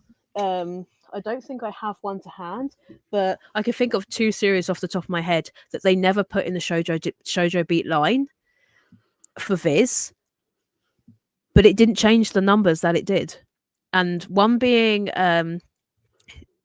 Children of the Whales, which is a female orientated series, and also Requiem of the Rose King, which they never put under the shoujo line, even though being a shoujo, it wasn't under any line at all.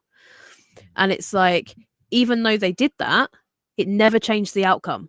So maybe they tried it. Maybe they were just like, okay, we feel like maybe this would appeal to a broader audience. Now, I would have said yes, possibly to Requiem of the Rose King, because it's a lot darker. Now, I hate being like, shoujo's all fluffy, shoujo's all high school romances, da, da, da. But what we're seeing, personally, being brought over to Western media is the fluffier side of shoujo.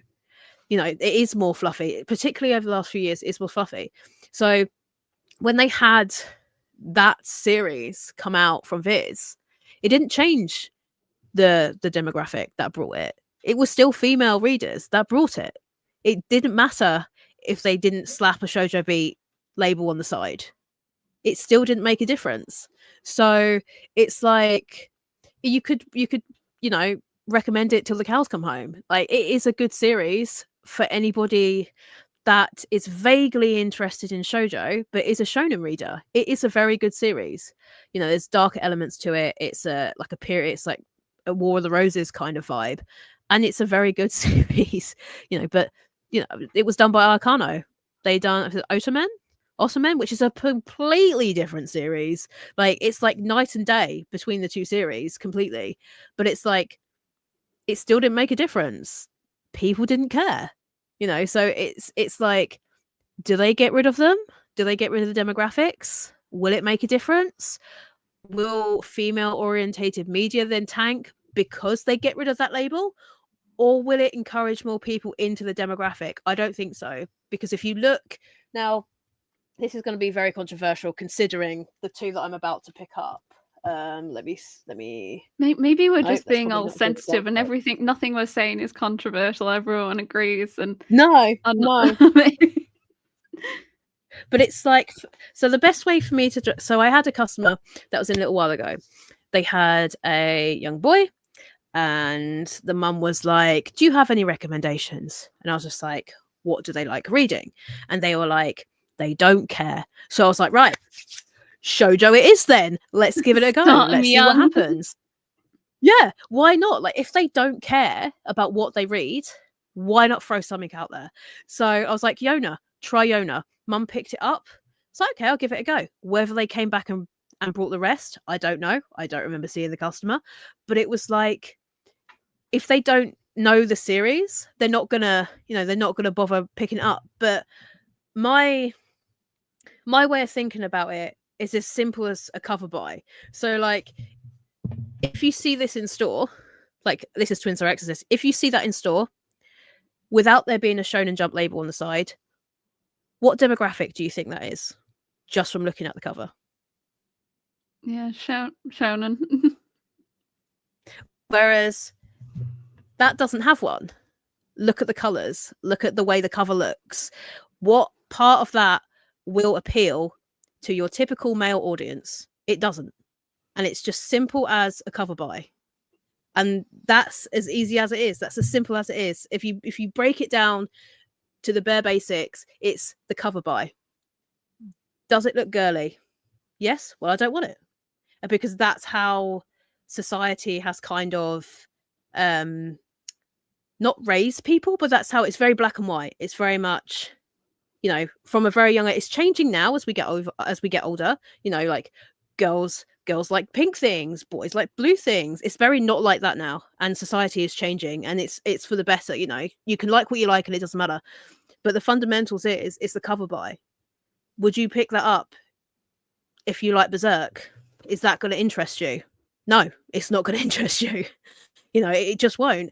And unfortunately, that's what it's like on a daily basis when you're shopping for manga as a consumer, like, and working in a manga store. That's what you see. People will pick it up. No, thank you. Put it back. Not interested. Not interested at all. And because we have it separated out in shoujo and then non-shoujo, they'll walk around the wall, shoujo, no, and walk back round. Not even give it a second look. Not even give it a second look. And people would argue, well, maybe why don't you put all manga alphabetized? But if you do that, you then isolate an already a very small audience even more, because they don't feel comfortable standing next to shonen bros being judged about picking up a shoujo title, because it does make you feel uncomfortable. It really does, you know. And I think that's kind of like the fundamental kind of bare basics, at least in my head, if that makes sense at all. I don't know if it does. Maybe I've just gone on a tangent. It makes no sense. But if you break it down to literally the bare basics, that's literally how it is.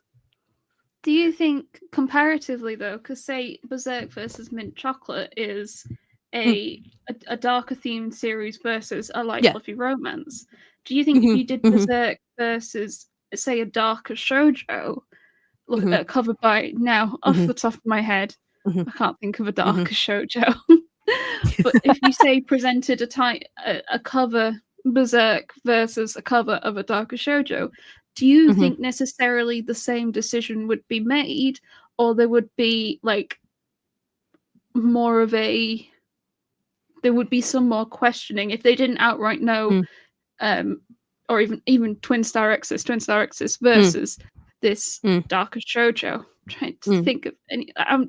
My understanding is like Basara is a darker shoujo, so maybe like a Basara cover versus Berserk. I wonder if there would be more of a question if you didn't outright say the demographics to them. Would this be more of a question? What I do find interesting is in Japan, especially with online magazines, a fair few of them, because I did do a bunch of reading before this, because I found it, especially doing the demographic themed months, I found it really interesting reading about demographics and the history and how they are in Japan compared to how they are over here. And I have noticed that there are more online magazines that are trying to go down the route of demographic-less, that they don't outright label anything. It is just a online. And I think I actually saw someone say it in the comments that what ended up happening was that what might have been considered a shoujo or josei series ended up being more snubbed because of it, say in awards or in terms of readership, even though they had this sort of blanket no demographics. What it just meant is a lot of the seinen series, what would have been shonen or seinen series in the same pot as the shoujo, ended up being almost disregarded because of this flat platform, which is interesting, because I would have hoped almost not having it as clearly labeled would make readership a bit more, oh, well, this one's got a cat, so I'm going to try reading it because it's got a cat, and it doesn't matter what demographic it's got. It's just, oh, I want the cat, or I want to read a sci-fi themed series. It doesn't, in theory, matter. Which is broadly the lines that I think of when I read. I more think of, I just don't want to read horror. Yeah, no, fair enough. Over really much else. Not to say that I don't. As I like, demographics personally don't matter, but I understand they do. Yeah, because they're not treated equally, and such like that, and other points. Just for me, I just kind of want to go for the genres beyond, and then beyond that, it's sometimes it's just kind of neat being like, oh, this series is it's always hilarious to tell someone that Junji Ito is shoujo, or a good amount of Junji Ito is shoujo, because they're always like, they don't believe you. They don't believe you, and it is hilarious, especially if you overhear someone being a bit of a douche in store, and they're picking it up, and you just accidentally go, "Oh, I didn't realize you were into shoujo." That's always, I've done that twice now. Always a highlight of my shopping trip. What reaction did you get when you said that? Were they like mortified that they picked up a shoujo? First time I was so scared, I said it and ran. You chicken. I know. The second time, I think they just looked at me weirdly, like, why are you talking to me? But it still brought delight to my heart. Yeah. I realized I do still have some. Sorry. Oh my god! I was just gonna comment on Rice Ball Girl's question because it's like, how about Banana Fish? A lot of people don't know about the series, and again, it's a printing kind of thing. So like, some of the volumes are in print, some of the volumes are like in limbo, like there's no scheduled reprints or whatever. So it does make it difficult. But I feel like definitely when it comes to the marketing, like it definitely matters. So the art style particularly, you can tell if it's a shoujo even if it didn't have a shoujo label slapped on it. Like you can tell by the colorings, the art style. Like Basara, you could tell is a shoujo because it's the way the characters are drawn.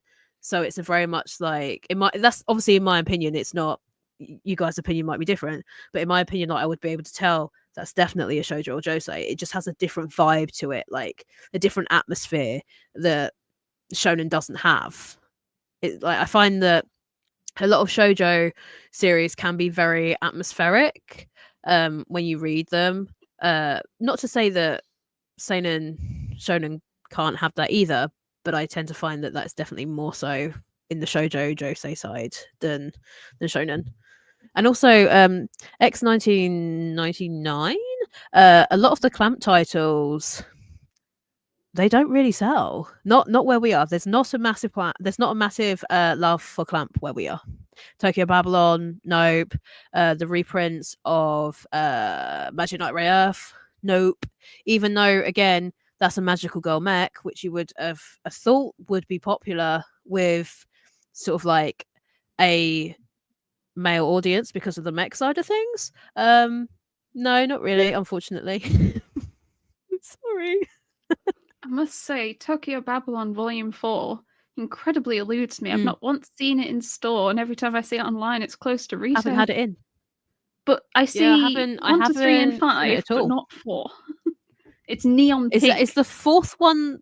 Yes, I thought it was. I think we had it once, and then it sold. It did actually sell for us, to be fair, but I only ordered in 2 volumes because it wasn't nothing really. It didn't really have high sales for the previous volumes, and haven't been able to get it back in since. So I don't know if it's just out of stock of our suppliers or if it's just going for a reprint. Lol. I have no idea, which is a shame because clamp is wicked. That is a shame, and I think I hadn't realized even like how like varied their stories were, because before a few years ago I pretty much only knew Clamp for Cardcaptor Sakura. I knew they did other stuff, but in terms of like series I was even vaguely familiar with was only Cardcaptor Sakura, and then Liddy hosting the Clamp month last year, and I tried to make some actual real effort to try and pick some up, which was weirdly hard. But like I picked up and read Clamp School Detectives and I absolutely loved it. But it felt like such a random series, and I was really surprised at it. It's like it's definitely made me more excited to try and get a bit more into Clamp. But there is so much, and I've just not heard or seen about so much of it before. Like Chobits, I mean, that's the 3-volume series? Yeah. The Clamp School Detective is the 3-volume? Yeah. Okay. I think it was Tokyo Pop, so not recent. No, they're definitely not easily accessible. It's a shame because I would have thought that with the redoing of certain Clamp titles, so obviously they had Clear Card, which was an extension of Cardcaptor Sakura, and the reboot of the Magic Knight Ray-Earth series with like the new paperbacks as well as the anime due out. I thought there might have been some sort of resurgence in the want for the series, but it's definitely not. I think it's definitely a how well you are informed and what you follow and who you follow as to whether they do well. I think that can also lead to it's something I've said before about your community bubble, in that sometimes sometimes you might think, and this isn't even just manga, it's you see it in gaming, you see it in books, you see it in literally everything. You have your bubble, your community, people that you regularly communicate with, and say in the situation of manga, say in the Dudette Discord server, every single person in the Dudette Discord server is like, yep, I am going to buy...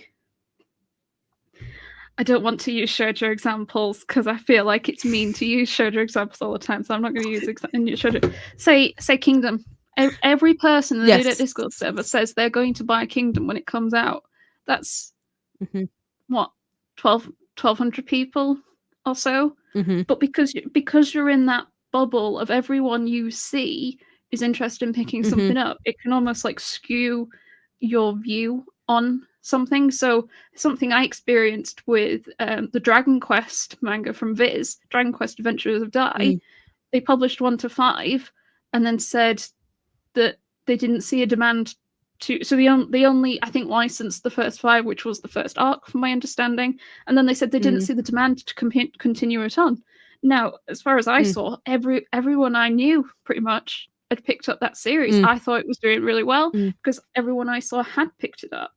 But it turns out that my view was skewed because of what I was looking at. I have myself in a community that is into picking up that sort of thing, and it turns out that was not necessarily the case, not the bigger picture across the big thing. And I think as well, especially with our community, because what are we? You and me, we are physical manga collectors. Well, we're manga collectors. We're physical manga collectors. We're in the UK, and we're women. That's almost that each of these, almost in terms of manga reading, is incredibly niche. The UK manga market is very, very small compared to the US. We complain and we get sad about the US gets everything they got, but that is so much of their market in comparison. Like, I'm not happy about it, but I get it. But so when we look at our Discord server, our community, which, as I said earlier, was like 60+%, 60-ish% women or something, that is almost abnormal when you scale it out across the wider market. And it can also, I feel like it can sometimes, what we see is everyone really wants this series. And I'll be honest, it's a big worry I have with Kingdom. The Viz is doing singles, apparently, monthly, are the rumours. And I can't remember if they confirmed monthly or it was just the way it was phrased. Seems like it was monthly. And I have a worry that they're going to get to the 20s or something and it's just not selling. What happens then? It's I think probably one of the massive factors when it comes to licensing, or so I've heard, not from my current position, but generally, is that what people pirate, if they're really popular, they tend to stay away from licensing, because it's like, why are they going to buy a series physically if they've pirated the vast majority, if not all of the series? They're not going to do it. So I feel like that definitely has a correlation as to what gets licensed. And again, like animes, if animes gets announced and there was a really good reception from the anime, okay, maybe we'll throw a manga to it, let's see what it happens, which I think possibly was part of the reason why Kingdom didn't get a physical release back when the anime came out, because it was really bad. But I honestly do feel like pirating has a massive knock-on effect for what gets licensed and what doesn't get licensed. So like, my advice to like manga collectors like ourselves, like if you want a series, put it in the surveys. Keep telling the manga publishers what you want. Buy series from say manga artists, because then eventually we might get the one that you're wanting. You know, like the more persistent we are, the more likely we are. And if they see sales go up, the more likely we are the more likely we are to get them physically and licensed. But again, are they going to physically license a series that they've got digitally if those sales aren't doing well? Like, you know, was it Witch Watch is another one that I've heard that people really want physicals for. They've already got the digital licensing for. How well is that digital license doing? Like, is that a good thing? Also, how does the Viz Media app affect what gets reprinted and what gets licensed? Because they've got stuff on there that hasn't been physically licensed or haven't had a reprint in years. Like, does that correlate with what gets reprinted and licensed? There's like so many different factors that go into it. I have heard that Viz or Shoujo Beat did say that they were looking at reading numbers in the apps to start thinking potentially. And I think this is the concern. I think Kodansha is probably one of the bigger ones for it with their digital jail.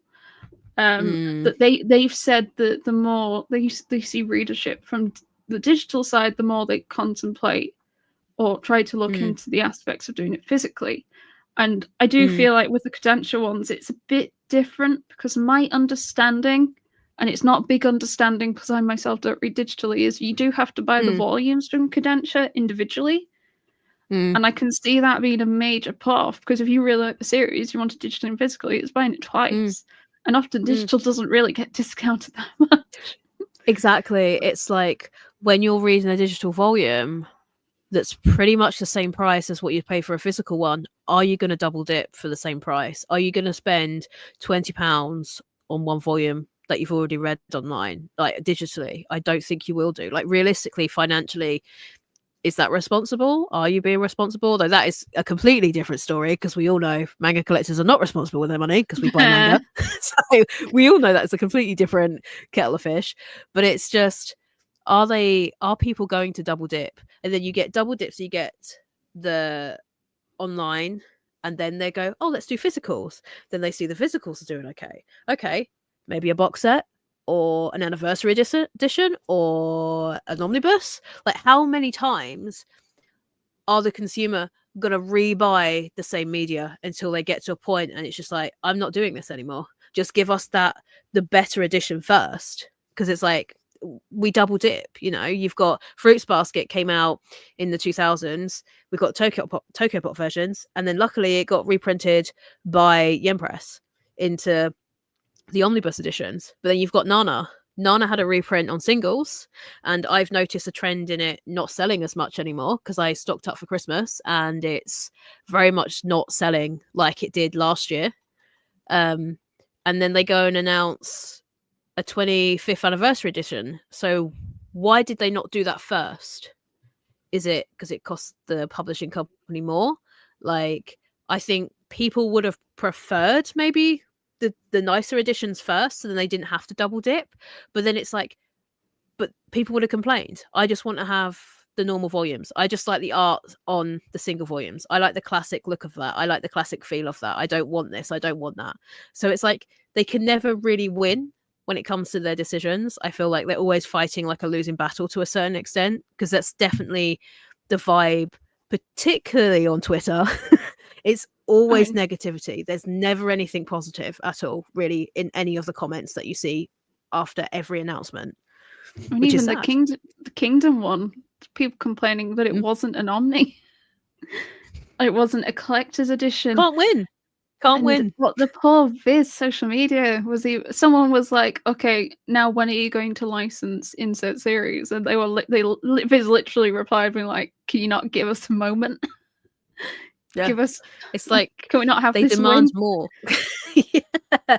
It's like, did you like go through and like read some of the comments just to be like, what the actual heck is going on? Not like, intentionally. I genuinely didn't. I think I was genuinely shocked to still see that level of negativity on a Kingdom announcement, considering like the crazy hype I've seen on literally every social media all over the place. I don't think there's one where I've not seen positivity for Kingdom over the last few years. And I was just shocked that still, after all this, the first comment someone might be like is like, okay, so you can license Baki. Like, oh my god. To be fair, I feel like that would... I'm surprised they haven't, or a publisher hasn't at least tried, considering the anime went on Netflix and, to my knowledge, done pretty well. So I personally really loved it myself. But for all we know, a publisher has tried to license it, and there's just been complications that have meant they've not been able to. We don't. For all we know, I don't know. This picking is a random pure one. speculation, guys. All speculation. I don't know. Maybe Kadensha's been in talks trying to get licensed for 2 to 3 years, and they're just trying their best, and they can't for whatever reason. As far as I'm aware, it's quite a long series as well, isn't it? Is it? I think so. I don't know how many. Is it like 100+ volumes? I have no idea, but I think it's a pretty long series. I'm not going to say either way because I have no idea. I think as well that I think there might not be a general realization that quite often the license for a digital copy is different to licensing the physical. And sometimes someone might have the license for the digital and they don't have, or no longer have, the license for the physical. So yeah, sure, you can see, oh, this series is doing really well digitally. Why haven't they brought this out physically as well? Maybe they're trying, they're negotiating. I know, at least with regular books, I think it works like that they're separate. They work in different ways, at least. And then there's also like the extra level of sorting them to go for print, like the layouts and stuff like that, which you don't have with digital. Overhead costs and all that. And I also feel like in every license. Yes. And I think sometimes it might not always correlate. Something, as you said, something that might have done really well digitally, will it do well physically? My understanding was the Fable did really well, but I don't really see people picking it up physically or talking about it as much. No. Are they still just going for the digital route? I mean, have you picked it up or given it a read yourself? I have picked up one. I've not read it. So I picked up one when it came out because I noticed it had an anime, and I was just like, okay, it looks interesting. You know, it's like an assassin, highly skilled assassin, has to lie low for a year or two because he's caused too much ruckus in Japan. So he goes to the outback and has to pretend to be a normal citizen and do mundane things without causing too much of a ruckus. And for me personally, I couldn't finish the omnibus. I didn't like the art style.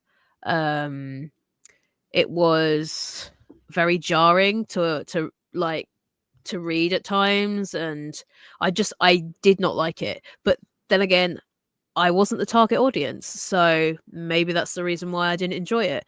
So I passed mine off to somebody that would enjoy it. So I hope they do.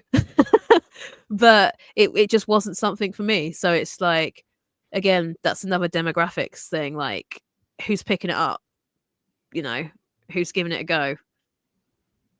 It's like multiple different factors in sort of like involved in everything when it comes to the consumption of the media. It is so interesting and upsetting all at once, almost. I feel like as another series that had a lot of hype for a reprint. How have you noticed? Have I already asked this? I don't remember. Initial D? That has been selling really well. So initially when I ordered them in, so we were lucky enough to get the where is it? I have no idea. So we were lucky enough to get the special cover, like one of the different covers. And it was a really quick sell. Like, it was on the front table and it went out really quickly and people really, really liked it. So I had multiple, you know, volume 1s go out the door. But now we're at volume 4 and sales have slowed down. I ordered half of what I initially ordered for the first volume. So if it was like 20, 25 volumes, I've decided to knock it down to 10. And we've still got some. As series go on, people lose interest. People don't really care. They get the hype. Oh my god, look what I've got! I've got Initial D Volume 1. Yes, but they don't care. Like, they don't care. So you think you've hit the nail on the head with some series, and it surprises you because first volume out the door, gone. But the further you get in, more and more people start to drop off of the series, and you'll see the viewership go down, the sales will go down, less demand for it, less want for it. And considering it was one of the series that people went absolutely crazy for when it was announced, it was quite a surprise.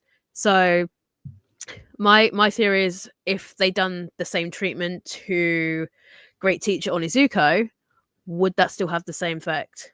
If they done singles, if they done 2-in-1s, would there be a massive hype for it? Then it would just completely jump off of a cliff and then there'd be nothing for it anymore. Like, it's really interesting because there's some series that genuinely surprise me as to what sells and what doesn't. And that was one of the ones, considering it's a seinen as well. That was a surprise. That was a big surprise. Again, it could be a factor of the era that it was created in, the art style. Definitely for people that are reading the likes of Jujutsu Kaisen, Chainsaw Man, Sakamoto Days, you know, all of the above. Obviously, they're shonen, but even, you know, Golden Kamuy, whatever, like Hell's Paradise, it's still a very different art style. So that could definitely have a factor in how the sell go as well, because it depends on what people are used to reading. At least that again, that's my opinion. That's my opinion. I feel also there's like this, there can be a real weird feeling towards omnibuses sometimes. And I am definitely team singles when I can. But if the only option, the only financially sensible option is an Omni or collector's edition, I will still go for it. I wonder if there's, I wonder what the feelings or sentiments are for, oh, Initial D had singles and now it's an Omni. Well, am I mad about that? That kind of thing. Could also be down to the quality of the printing. So I personally found with my volume that I have, because it's an omnibus, it's obviously quite chunky, the covers don't have much weight to them, so they actually lift. So over time they start to lift. So unless it's shoved in with other volumes, it's not very high quality in my opinion at all. Like the 7 Seas ones, for instance, this one is very thick cardstock and it's less likely to curl. Again, that's down to the environmental factors, but the quality of the omnibus is just the quality of a single, just bigger. Like, there's no extra white paper, darker inking, like nothing is any different to a single, apart from they slapped 2 together, made it bigger and charged twice the price. Like, there's not really much different.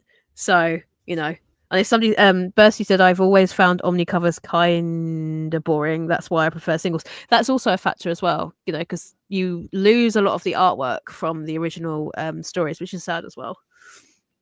I would say what I found the Princess Jellyfish, like carrying them around.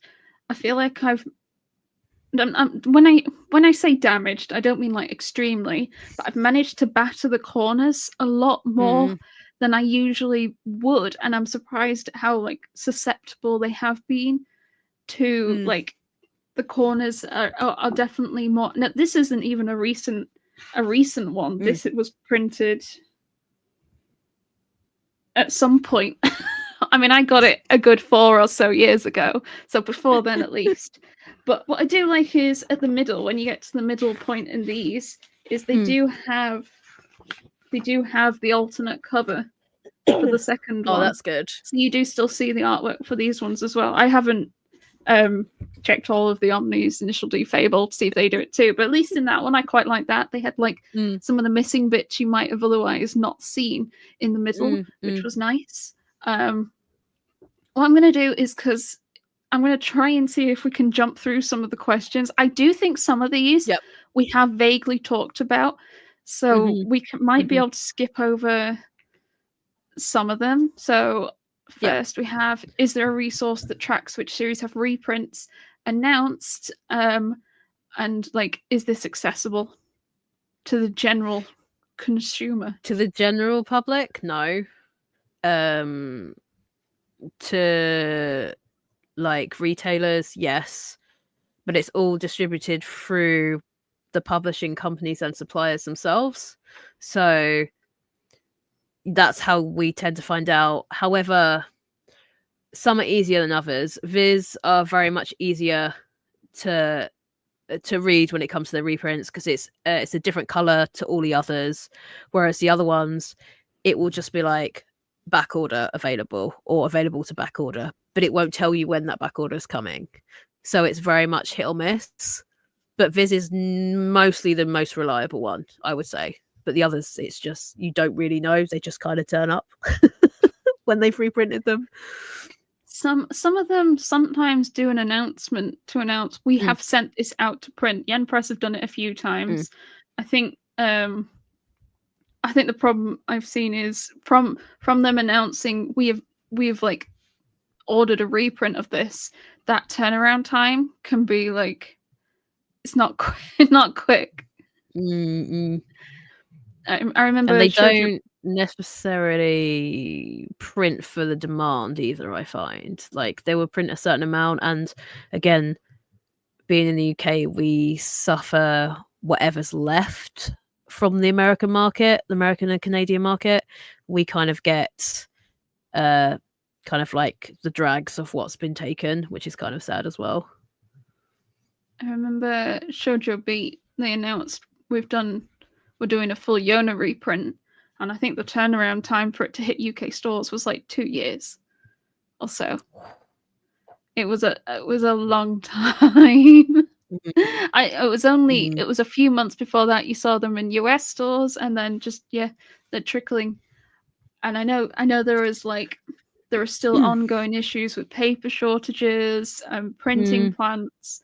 It's one, I assume it's one of the reasons we're starting to see more Viz with printed in other countries, or we ended up with the Italian prints, because I can't remember which one it is, either paper plants or printing plants.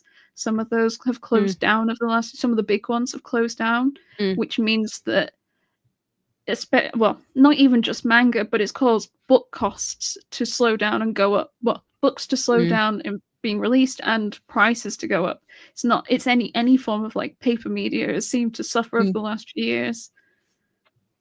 Interestingly enough, when it comes to the Italian reprint, so during the drought for manga, not long after we opened, I noticed that there was an influx of Italian printings, and the quality is definitely different. Like a lot of the viewers probably have had an Italian print, and you can tell the paper quality is different.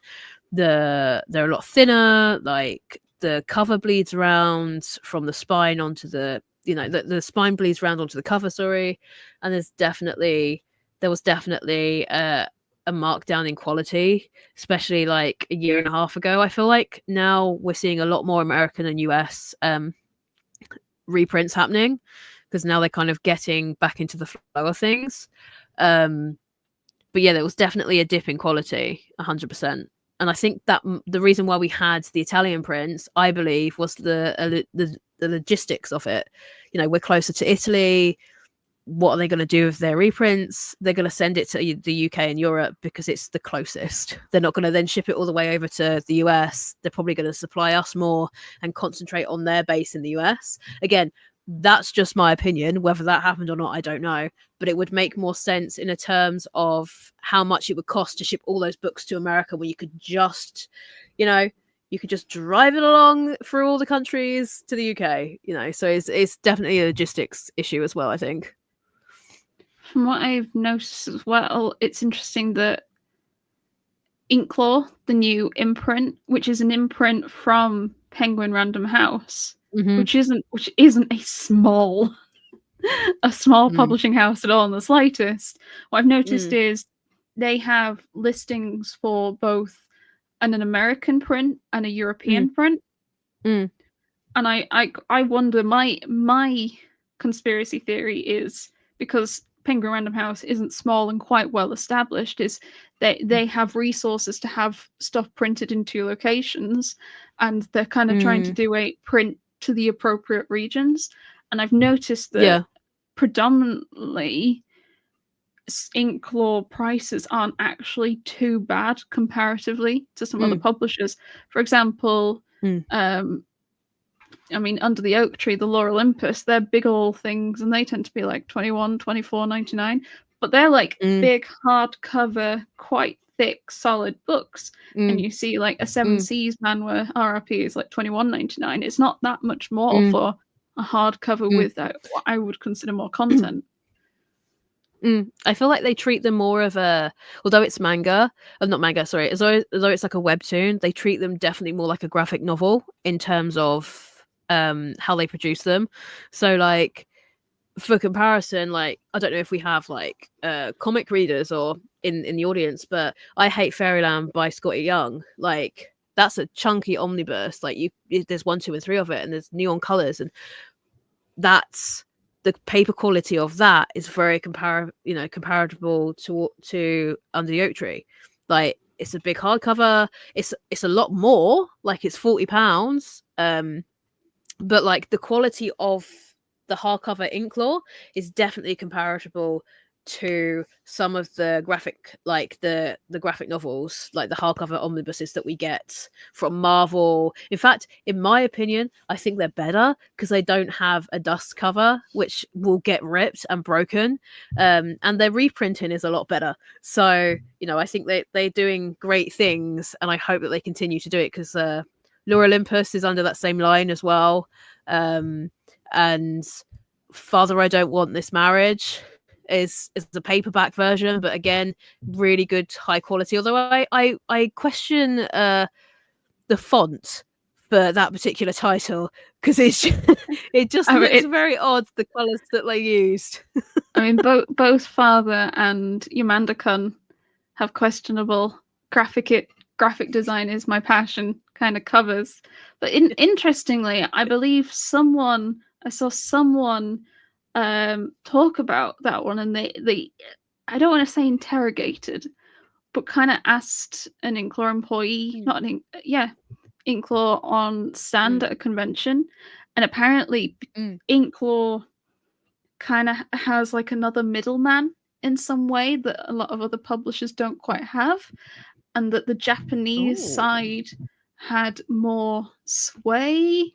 And please don't quote me because I could be misremembering, but I believe they said that the Japanese side had more sway, and ultimately it was them / the mangaka that were signing off on these covers. And I'm like, oh, okay. I mean, they still don't look that great. No, like the actual image, as in like the illustration looks fantastic. It's just the typeface, and the colors used. It just looks so awful. It's quite jarring compared to like you look at the Eyes Press covers and the like beautiful fonts and stuff, and that one's quite like aggressive. Yeah.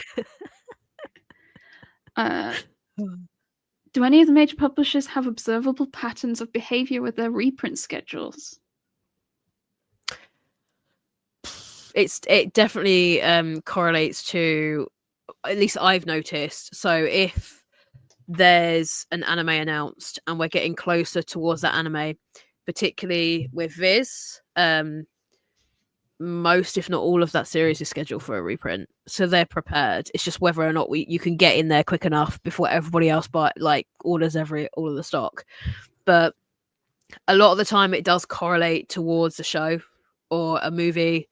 You'll tend to find if the demand is there, they're printing higher. But again, unfortunately, the pattern that we have I feel like I'm bashing Viz, and I that's not my intention, because I genuinely do like that publisher. I have a lot of stuff from Viz, but it's easier because the ways in which the information is formatted to me is a lot easier to read, and it's a lot simpler. It's really obvious what's scheduled and what isn't scheduled. They just don't give you a time frame.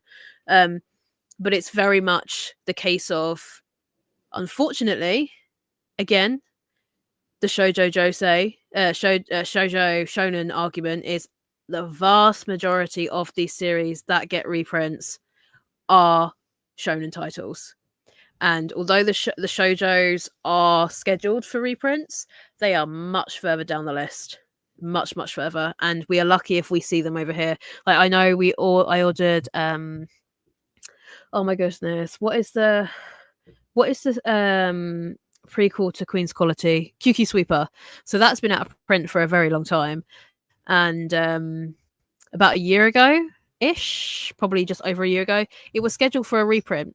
So obviously I had Queen's Quality in store. Excellent action shoujo, in my opinion. I love what I've read of it so far. Never turned up. So how can you expect the consumer to read Queen's Quality if they can't get hold of QQ Sweeper? You kind of set yourself up for failure, really, because although it's not, you probably could argue, do you really need to read QQ Sweeper before hitting Queen's Quality? Arguably, maybe not, but it is a prequel to the series. So in order to have a rough idea what is actually going on, you kind of need that. You kind of need that to tot along with the story a little bit better. And as a completionist, we need them anyway. So it's no question. Wasn't it as well? But yeah, they didn't moved turn up. magazines as well. That was like a major reason for the name change. I mean, I don't know it well enough. Having read QQ Sweeper and the first 3 or 4 volumes of Queen's Quality, it didn't almost feel that much like a prequel. It felt like a continuation, and just that they'd moved magazines and renamed. That's essentially what it was. As a noob in the area, I don't understand why you'd need to rename when you move magazines. If anyone knows, absolutely welcome to enlighten me, because I'd be actually very interested to know. But I don't even think that's the first time. It's probably like a licensing issue, because if like that's tied to the magazine. So it's like if they had started that series in there, it's their property, so they can't then really take that property onto a new magazine, because it's like it's a different entity. Do you know what I mean? If that makes sense. So it's like they can obviously continue the story, it's a continuation, but they couldn't do a direct continuation from that because it's a completely different property, because otherwise there would probably be licensing conflictions and stuff that you can't do, and also like shares of profits in the series, because it's all about making money. And does the new magazine really want to share their profits with the old one? I think that's possibly might be a little bit of a factor into it as well. Again, no idea. I don't work in magazines, but that's just. Manga says it didn't move magazine. I thought it said at the back of QQ Sweeper. Yeah. I mean, could be wrong. I'm happy to be told I'm wrong. Yeah, no, 100%. Right, let's try and it's 20 to midnight. So this one is long, so I'm going to read out the full thing, and I've cut it down in this. Are there any noticeable buying trends? In the server, it skews a little older and female. We seem to buy a lot of shoujo. Are the ladies in store generally buying shonen? Do the menfolk buy shoujo? I love the use of the word menfolk. But, so for context, as I said, it's about 60+% women in the Discord, but we also do seem to be erring more in the mid 20s to mid 30s. Seems to be sort of our like most common age range across everyone as well. So that tends to be like the average. I feel like when it comes to in store, genuinely the ladies are buying everything. Like, again, they really don't care. Like, I'm I'm always ordering in Haikyuu, and it always goes out to female readers. It's very rare that we get a male, a male reader that will pick it up and buy it. It does happen on the odd occasion, but the vast majority is a female reader, and female readers tend to not be that picky either. In my opinion, I tend to find that they will go for anything, whereas it's very, very rare for male audiences to pick up a shoujo. As I say, they kind of walk away from it. They realize it's a shoujo section, like, oh, meh. I mean, you do see some people pull it out and have a look and flick through it, but 9 times out of 10 they flick through it and start laughing. So it's just like, well, it's clearly not for them, kind of thing. But interestingly enough, one of the series that I found people had been purchasing, but this could be down to me. Now, some of you guys probably want to kill me because it isn't actually a shoujo, but I put the Apothecary Diaries in the shoujo section. Now, I know it's a seinen, so please don't kill me. I know it's a seinen. It's just that when it was round the other side of the wall, nobody was touching it. Nobody cared. Like, it was on the table when the first anime hit. Only people that were buying it were female readers. I think I've only had one male reader purchase them, and it was because it was a present for somebody else. It was not for them, which is a shame because it's a really good series. Like, it's just good. Like, I can't say anything more than that. It's just good, and it's a shame because a lot of people just stick to their demographic and their genre, and that's fine if that's how they want to be, but it does have somewhat of an adverse effect on the industry in a whole, because whatever happens in store, if stuff sits on shelves for long enough, then it's going to get put in the sale, and then when it gets put in the sale, it won't be ordered back in again. So it really does have an adverse effects. So if you are a shoujo reader and you like, going to stores physically, please buy physically, because it will encourage the stores to continue to stock it and to continue to support like the shoujo side of the manga industry, which is very small in comparison. I'm almost quite surprised because I feel like a lot of I felt like with Apothecary Diaries, it was almost a series that I did see pretty much most demographics choosing to read, watch, and enjoy. I even know a lot of guys IRL that have enjoyed watching the anime and then went to go read the manga as well as a consequence. So that's but I had also read that a few people, I'd seen a couple of posts on different social medias of people who'd gone to Japan, and in Japan they were putting Apothecary Diaries in the shoujo sections as well. And it's like, I don't know, it just feels a shame almost. Yeah. Do you not find the same thing for Sweat and Soap? Because the Sweat and Soap again was a seinen. It was an adult romance seinen, yet the vast majority of the community that brought it was female. And I would again, also say it was a seinen one.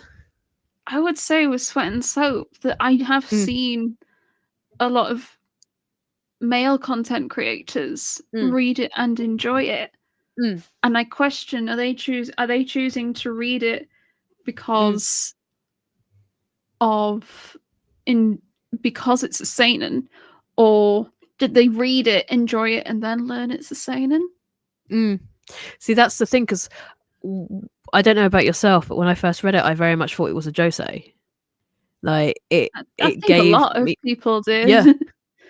Like we genuinely thought, because it's very rare that you find a seinen series that does romance and it's not particularly uncomfortable for a female reader to read it. Although people would argue him sniffing her and her getting all hot and bothered over it is probably a bit weird. But in the grand scheme of things, there has been a lot worse. And overall, I find it was actually quite wholesome. So, yeah, I don't know. I mean, Skip and Loafer, I think, is another one. that the assumption is it is targeted at a female audience because of the type of series it is, but it is a seinen. And I do think I feel like I see more men engaging with it. Are they engaging with it because they enjoy it? Are they giving it that chance purely because it is a seinen? Is that the only reason they're not giving the chances to say other to shoujo or josei with a similar vibe?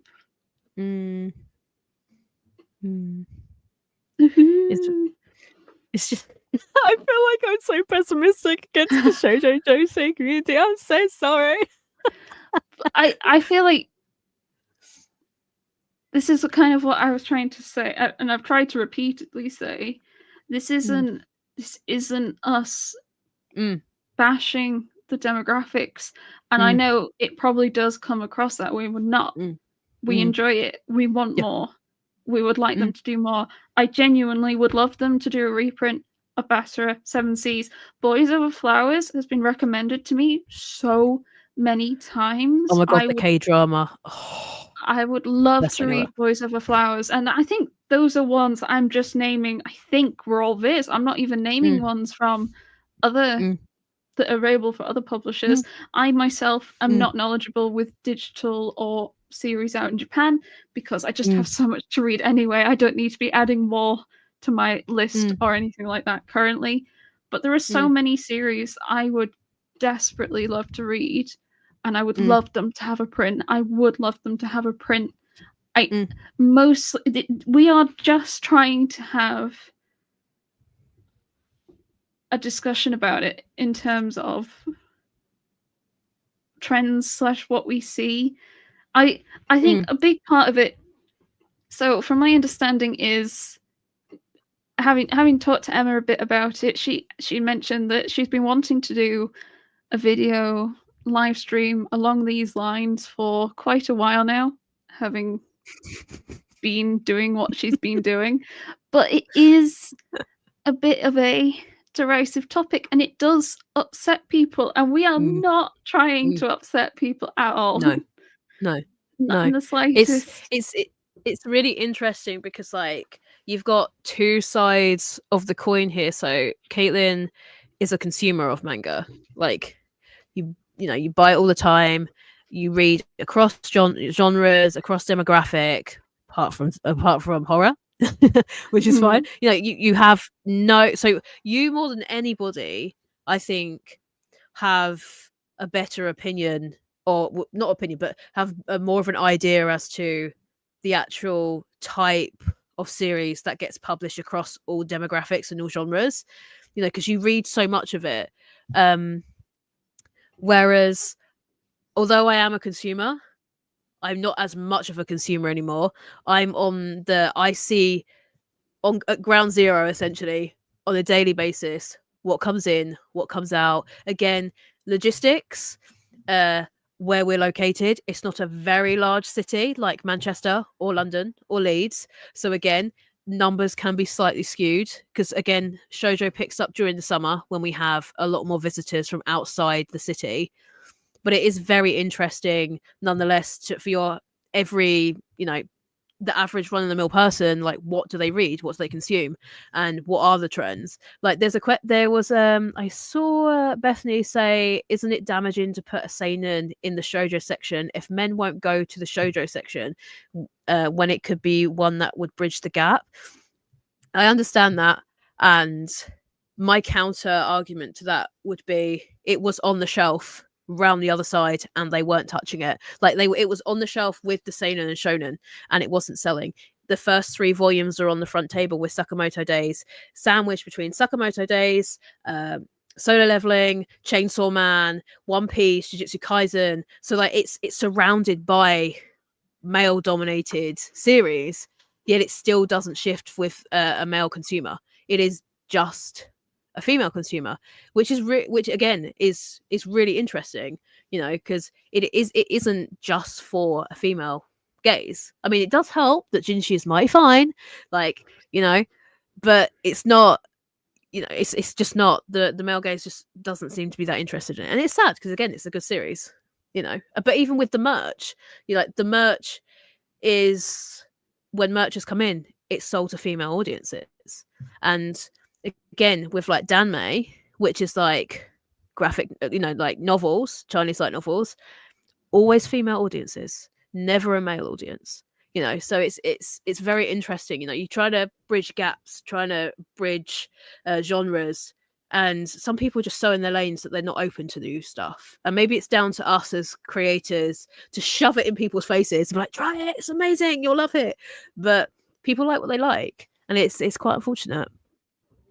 I do unfortunately, although it's amusing, currently Ben is in the middle of reading a danmei. He wants to try and read more danmei this year. Yes, Ben. Get in there. He is in such a minority. Yeah. Horrendously. It's a shame. But I do, and I know there is a lot of a series doesn't sell well because the publisher doesn't market it. And I don't think that's necessarily going to always be true. As you said earlier, in regards to, say, Nana, one of the biggest reasons you think it sold really well and went crazy was because it trended. Is that really the only way we can get a female-aimed series to sell well? It's really depressing. That's the it is. It's depressing because you think, and it's like I feel like right now as a society, it's always like, have you got the most aloof item? Like, Pokemon cards, for instance, sold out everywhere because people were chasing the most expensive card just to have it, just to touch it, just to be like, I've got it, you don't, kind of thing. And it's almost the same thing when it comes to, I feel like, manga. So like with Kami-sama Kiss and Nana, it's, I don't know, it's people only cared because it was almost like a forbidden fruit. Like, you couldn't get hold of it, like it was scarce, people were recommending it, and it was just like, oh my god, I need to have it, I've got it, look, I've got it, how come you haven't got it? Like, it's not necessarily intentional, but it's very much a consumer market. So like when there was a high demand but very low printings for it, everybody wanted it. But now the reprints are happening, the demand has just gone straight down, and nobody cares about the other authors, like the author's other works. For the first time ever, we've got, is it Last Order, Neighborhood Story? People have been wanting that for years since Nana came out. Nobody cares. At least in our little bubble that we have in the city that I work in, nobody cares. Like, people have come up and be like, have you got Nana? I'm like, yeah, because obviously if I say 3 for 2, it's going to give away. But there's, you have deals on manga, and like, what do you recommend? Well, I recommend this because it's by the same author, you might like it. Like, they don't care. People don't care. It's like it's more like the more aloof something is, or the more want behind it, the more people want to get it. But as soon as that hype's died down, they just don't want it. And it's definitely like a consumer driven thing, 100%. And social media is by far the biggest reason for that, in my opinion. I don't know if your opinion's different, or you guys' opinion's different in the chat, but yeah.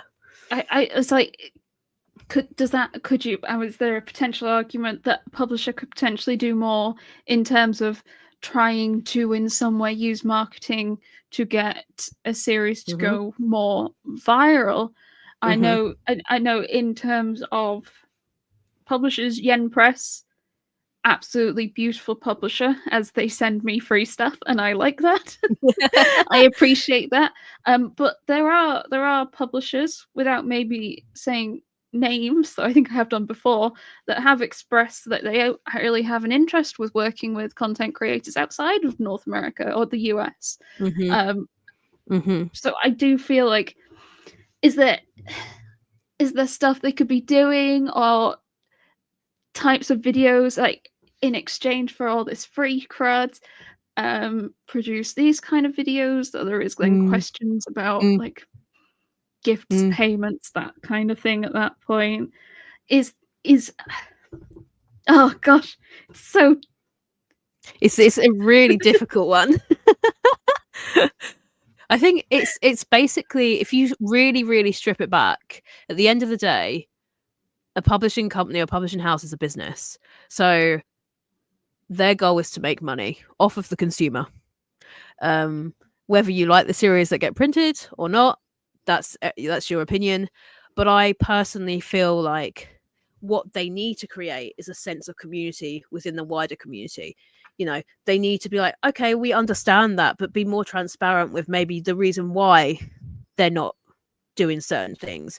Because I find that small businesses you see on TikTok, you know, like if they're transparent with people, people can relate to them. And if people can relate to them on that sort of like emotional level, they tend to be more interested in what they're doing.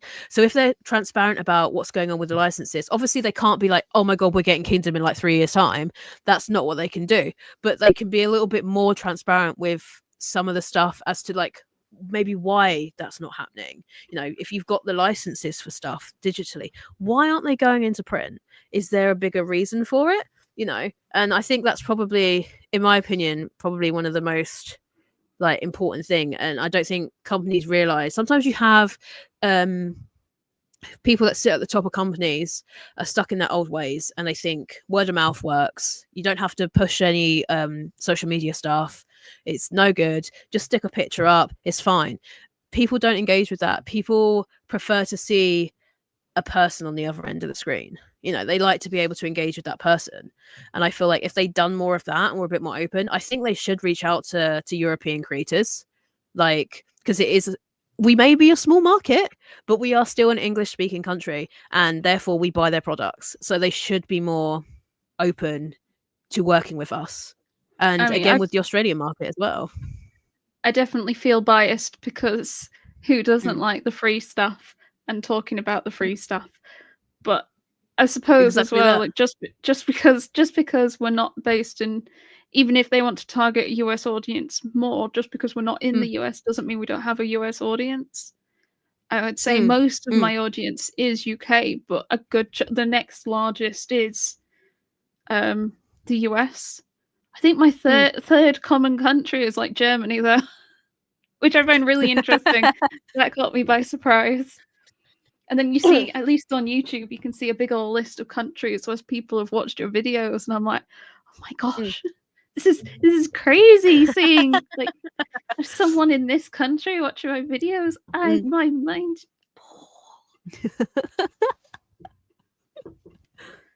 Oh, hello, Boogie. Actually, and a potential hot take I've talked to Boogie about in his streams, not to try and dub him in it or anything, but I do agree with him. Is I think going forward we're going to see, well, Boogie believes, and I do agree with him. I think going forward we're going to see a bigger focus on digital, and I don't necessarily want that to be the case. I'm not a digital reader. I do just read physically, apart from fan fiction. But I do like reading physically. However, I do believe that is probably the way the market is going to go. I do think that the manga market in itself is growing, but it can still grow and percentage-wise have a greater digital audience. It's definitely happened in Japan. I think there were stats that said over 70% of reading was done digitally, from my understanding. I don't know if we can see exact stats for over here. I thought I had. I don't know if I was mixing up with reading the Japanese ones, so I'm not going to quote any exact ones. But like, a lot of people read digitally, and not even just manga. A lot of people have Kindles nowadays. They might not use the Kindle app specifically, but there are other digital apps. And especially if you get, say, paying $1.99 a month for access to a digital library, I see that being more of a way forward, especially with how many series there are now out there and space limitations. That's why I almost see Kingdom potentially doing better digitally, or people might pick up the first 5, maybe 10 volumes and then switch to digital, because 70, probably 80 by the time we catch up, that's like 2 shelves on my Kallax. That's a lot of space to take up. I think personally for me, like I read Kingdom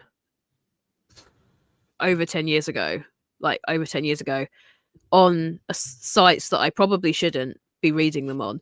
And it was one of those series that it hooks you. And I remember 2 nights in a row, stayed up all night, had work the next day, all night, got about half an hour to an hour sleep, and did it all again the next day, because it grips you. Like, it grips you because all the battles, all the, like, the war in states and the political dramas and everything else, like, it's such an incredible read. I'll be very upset if it doesn't do well and they decide to can it, but if the consumers are like me, one volume won't be enough. Like, I'll just want to go and binge it elsewhere. Like, if it grips you that much after the first couple of volumes, you'll just want to binge it elsewhere, and people will probably do that if they can. Hopefully. Is this the first time that we've even had a legit English translation for digital as well? Mm-hmm. So it's like it's a whole package, isn't it? Mm-hmm.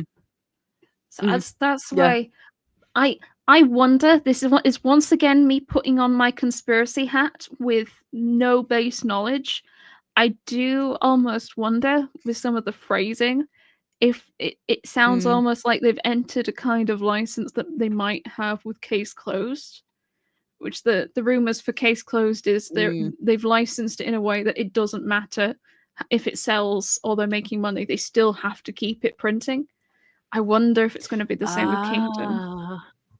But again, I mean, I'm buying it irregardless.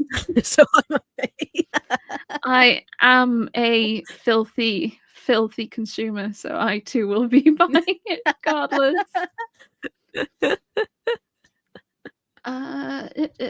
Where had we gotten to? Some of these, I think we have. We even got halfway through the questions.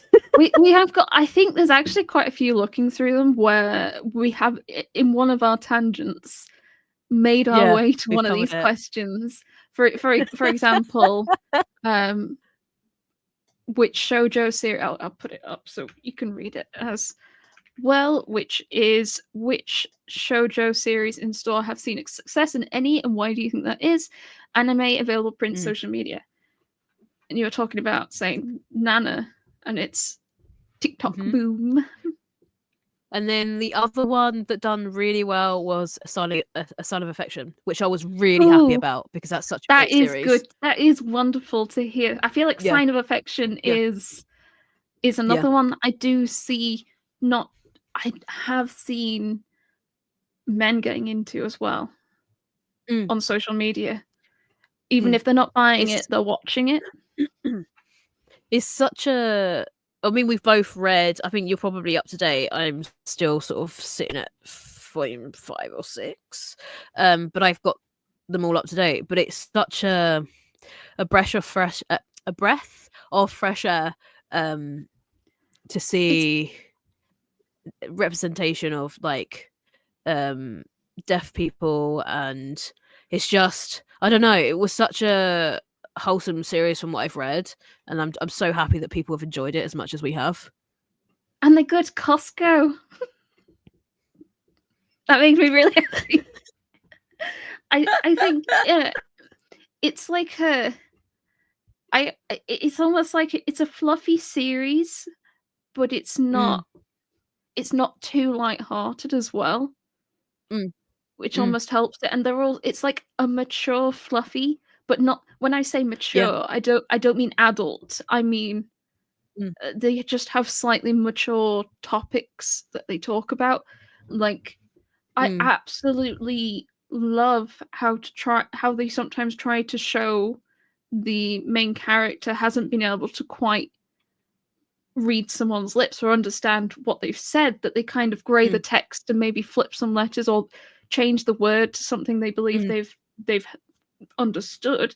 I love that. It really feels like as a reader, I am viewing this story, this journey from the main character's point of view, as opposed to just sitting on the sidelines and watching on like a creep. It's like I am the main character. I am the main character. I really do feel You're more fully absorbed. submersed in the series. Yes, they've like they have really, and I think that's great. I think it's just so neat, and it's such an interesting way of tackling that kind of getting a point across to the reader without,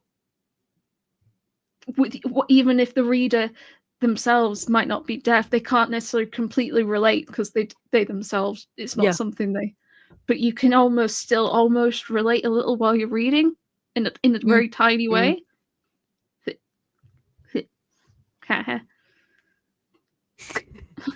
I feel like also they what they've done really well is take essentially what is a disability and make it seem like, obviously it's really difficult, it's what she has to deal with on a daily basis, but it lets you in to a world as a somebody that can hear, into a world that you would never have thought existed. And it's like you see a different person's perspective, and it's a really beautiful perspective. Like everybody's perspective on the world is different, but like from somebody that can't hear, who has to read between the lines and like sometimes guess what's going on because I didn't quite catch what it was. It's like a very, I don't want to say it's like a romantic kind of feel, but it's just, I don't know, it made me really appreciate the world that I live in, but also really appreciate somebody else's disability as well, because they see the world in such a different light, and stuff that we all think is awful,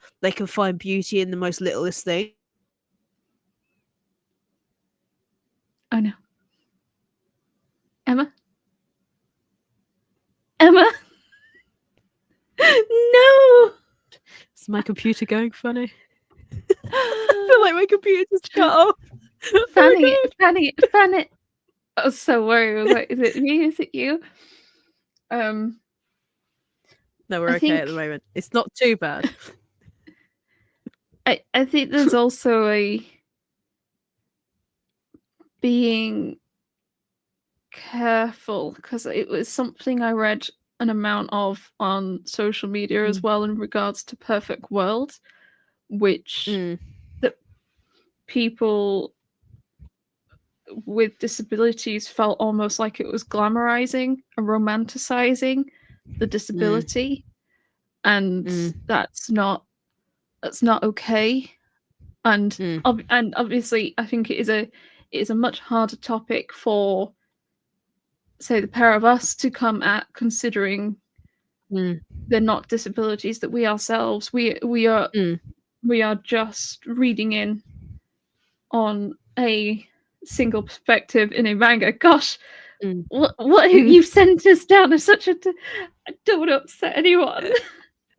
I know it makes it really difficult. You're like, I know it's a concern to accidentally or purposefully romanticize the disability, which is never an intention. I'm not trying to, in the way that I talk about A Sign of Affection. I just think that the way that they have tried to portray it to a reader is a really interesting and innovative kind of way that I would have never really considered for a manga, something I'm reading, that kind of thing. Okay, quickly. I find like, quickly move on. There you go. No.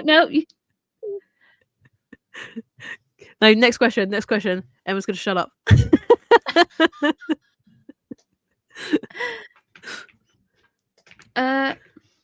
What do you think of reprint collector's editions such as Pet Shop of Horrors, Marmalade Boy, etc.?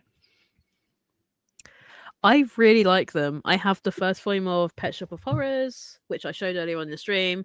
Gorgeous reprint. I love that it's oversized, and I love that we're getting older series from like the era of Tokyo Pop. Like, it's so much fun to relive maybe some series that you had seen on the shelves back in the early 2000s, but you didn't have the money to buy. And by the time you had the money to buy, Tokyo Pop had flopped, so you couldn't get hold of them anyway. So I think it's really nice to bring it to a new audience. The only thing I would say about it His bringing it to a new audience also has a double-edged sword attached to it, because again, it's an early 2000s work, so some of the content in it, younger readers reading now, probably, yes, exactly that, possibly hasn't. And it's sad, but I think for people that grew up, born in the 90s, like grew up through the early 2000s, reading and watching anime and manga, like it's really nice to be able to have adult money and buy these series, because you couldn't do it when you were a kid. So I love it. I want them to do more, and the editions, beautiful. I was kind of surprised to see them come from Seven Seas, because I thought a lot of Tokyo Pop's line had gone to Kodansha predominantly, but these ones seem to be coming from Seven Seas. Maybe that's just my misinterpretation. So I feel like it almost bodes a bit more for older shoujo Tokyo Pop series, even if say Kodansha don't have them. It is almost feeling like there is a door open from Seven Seas for one of these reprints. I feel like I've missed one. I swear there's another one. Really good series. Oh, what? Pet Shop of Horrors. Marmalade Boy. Rose and Maiden is a new one that is this year as well, but I haven't seen it in store yet. So that's another one that is out in Jan. I haven't personally seen it in store yet, but that's another collector's edition. I think it's by Peachy Pitch, if I remember off the top of my head. But yeah, Rose and Maiden is another one that is really loved from Tokyo Pop. So that's a cool one for Seven Seas to get as well. What are your favorite shoujo manga that you think everyone should buy or read? I hope you say something weird. I'm gonna say Inside the Tentacle Cave. No, I'm not gonna say that. That's just a weird series. If that turned out to be a shoujo or a josei, I would eat my hat. I would go find a hat and eat it. Honestly, I feel like it's really hard to say what's my favorite one, because a lot of my favorite ones were published in the early 2000s, so you literally can't get hold of them now unless they do a reprint. But one of my favorite ones will forever and always be Angel Sanctuary. I've read that multiple times, and I love it. Anything by Rina Tanimura. I love her art style. I'm currently rereading Phantom Thief Jean, or Kamikaze Kaito Jian, which is what it was from CMX. I have the original prints from back in the day when CMX was a thing. But most modern, I feel like I'm biased if I say Red River, because I genuinely enjoyed it and I just want more people to buy it. Please. But Red River, please buy it. And maybe, what is that one? Oh my gosh, I can't see it from here. Name of the Mermaid Princess. In the Name of the Mermaid Princess. I really enjoyed that one. Oh, good. Yeah, I like that one. Not many people have picked it up other than me, really, which is a shame. But I have really enjoyed that one. Collect Decides to Die is another good one. See, Colette Decides to Die, I am quite looking forward to reading. I don't think I've heard, as with Red River, I've heard very mixed opinions, but Colette, I've not heard anything but praise. Even people who've gone into it blind, everyone's really enjoyed it. So I'm quite looking, I think that might be, I might read a couple of singles after Princess Jellyfish. Yeah. Get out of the omnibus pain. But I think Colette I'll read before I read Red River, I think. Yeah. I feel like it was one that I actually read on the train back from Manchester after our like manga trip to Leeds with the meetup, and it kind of has fond memories for me, because I was sitting there reading it, and then just this like middle-aged lady just was like, "What are you reading?" So we had a full-blown conversation about manga and like where me and my partner work, and it was just like a really wholesome moment. And I was just like, that's really cool. So it kind of have a nice place in my heart. But also, Let's Do It Already is another one that I actually really enjoyed, because it's like stupid. I do agree. I am glad that it's not a very long series. I do think it is a trope. If it started to get to like double digits, I'd be like, okay, yes, I get it. They can't. but I think it's like 8 or 9 volumes complete. I'm hoping that's going to be a nice sweet spot. So I feel like a pet There's just so many good ones. I feel like a pet peeve I've had at the moment with shoujo series from Shoujo Beat in particular, the romances, they're almost reaches a point 4 or 5 volumes in where the couple are doing their thing, things are going well, let's move to another couple.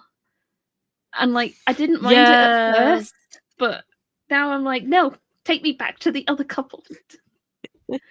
Imakoi was a little bit like that, I find. So yeah, I haven't finished Imakoi because I got to the second couple and I was like, I'll come back to this. I'm not. I love the main one, and I was less fussed about the second one. I hope it's not too much of a spoiler, but oh balls, what's it called? It's another shoujo beat. It is an idol one. Oh my god, is it Taemon's B-side or is it My Special One? That one. My Special One. What? My Special One? Okay. Did a similar thing, and I've kind of held off more on that one as well because I'm like, go back to the main couple. I liked the main couple. Right. Fun fact: they're not really selling either. Like, crazy. Wait, which one? Tamon or Special One or both? Both. That is such a. I tried to get all of the new stuff, and you just can't. Yeah, I think moving forward, I'm definitely being more selective with what gets brought into store because it's like I really want to have variety for everybody. But when there's other series that people want more, it's kind of very difficult to justify keeping that series in. And I feel bad because it's like taking another sale away from Shoujo Josei. But again, it's a business. So you have to think of it like, business head. How this is now a Caitlin question. How long would you leave something on a shelf before it's deemed like, I don't know what the word is, dead or considered to move to the sale section? How long would it need to be sat there? I think it depends on each individual location because some things sell better than others. Some are a little bit more impatient than others, and sometimes you can return stuff to publishers, and sometimes it just doesn't get to go on sale. But it's also it's very much for us. It's a factor of location. So what doesn't sell with us may sell in a different location. Therefore, you can't really do that series in both locations. So it's kind of like left to somewhat us, I suppose. Like I have a little bit more control over that, but it's really difficult because, again, unfortunately, a massive chunk of our wall is shoujo and josei.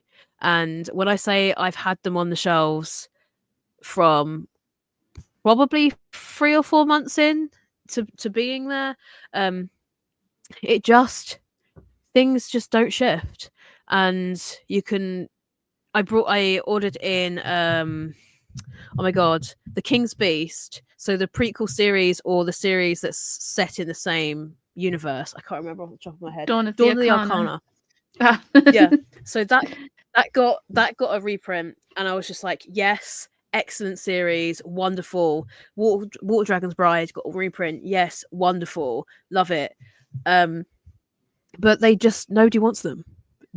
So my judgment of what I think is popular in our particular location isn't necessarily what's popular.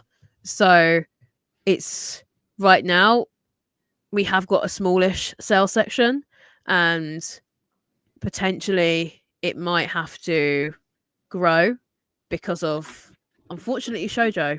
But then again, because of that, it means new releases we can't order in because it's gone in the sale. So it wouldn't be right to then continue to order a dead series, essentially. But it's very hard to. Caitlin is on the other end of the line.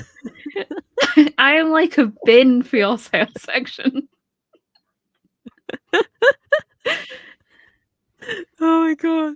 Honestly, guys, you have no idea. Like if anything is likely to go on sale, I'm like, girls, anything? It's just like the basket. I think this is no shade. I filmed TikTok. I have a horrendous habit of filming horizontal videos and then forgetting to ever post them. But I did film and I have edited. I have like a good 20 things I filmed and I just forget to finish posting them. But I have filmed that and I'll post that in the next day or two on horizontal media social medias. I think I got like 45 books.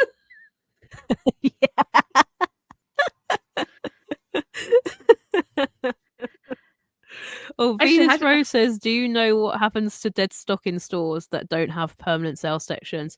A lot of them will move to like mystery bags. So people love mystery bags because they love gambling. It's quite amusing to see. Gotcha. But yeah. They get you with that. What would you consider a good amount of time for a volume to be on a shelf before being sold? Short of you put it on the shelf and it's grabbed out your hand. Yeah, basically. Like honestly, some of the ones that I've had now have been on the shelves for over a year, and now it's definitely teetering on the edge of I think it's about time that they move on. And again, it's very sad. It's very sad. He's just like hit me up. Don't even ask. Just send me a PayPal request. Yeah, I'll just give me a spreadsheet. Are you sure? Do you know how close I am to 10,000 volumes? Jesus Christ. How do you house it? How has your floorboards not collapsed? I am about 50 volumes off. Oh, that's that like includes, 2 box sets. That includes everything I've got on order as well, so I need everything to come in. Oh my gosh, that's crazy. It's not a good thing. But you have a very good library, so I do think though it is so trying to keep to theme as well. I do think I find myself like if I find out something is a shoujo and if I find something is a josei, I do feel like I am almost biased to try and pick that up more because the amount of josei in my collection is like it's like a sixth of how much shonen I have is josei. Do you know what is another interesting one that I just remembered? 6%. 6% of what? It's shoujo or josei? It's josei by series. Oh, that feels so tiny. It actually shows how very little josei there is out there. If you have 10,000 volumes, teetering on 10,000 volumes, and there's only 6% of that is josei. So that's a big indicator to how little we actually get.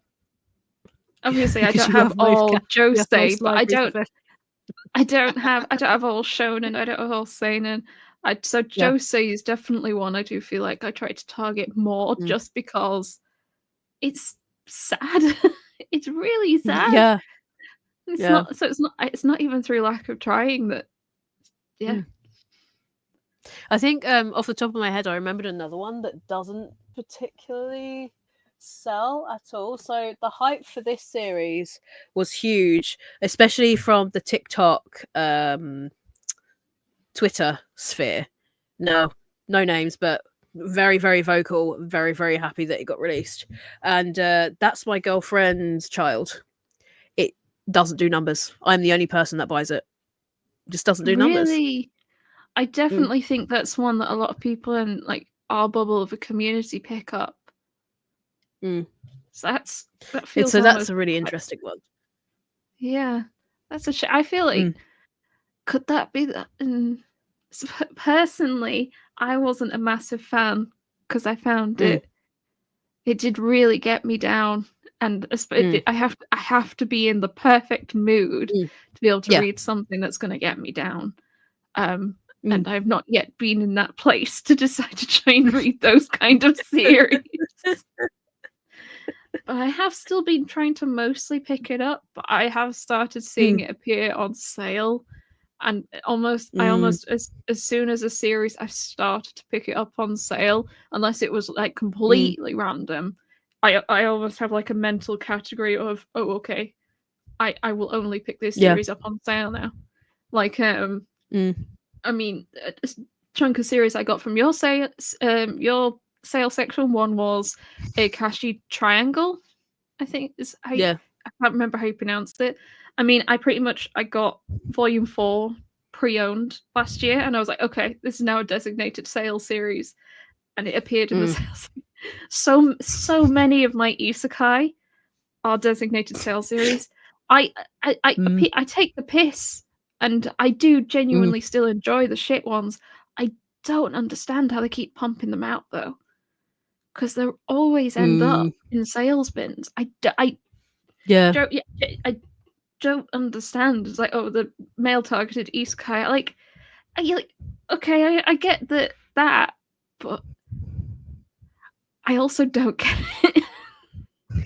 it. It's quite interesting actually. So with the 7 Seas, I don't order any ghost ship at all.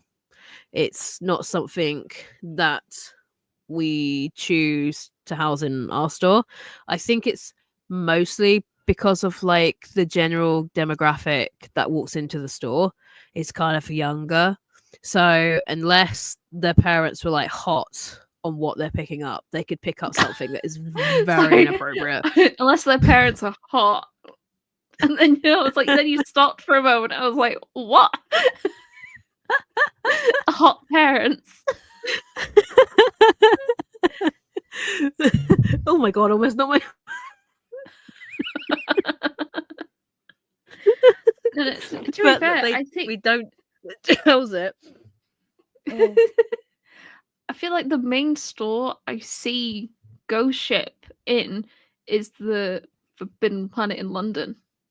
I don't feel like I see it that often elsewhere, apart from online. So I do find when I go to London, often like a lot of what I pick up is Ghost Ship. Like Tentacle Cave.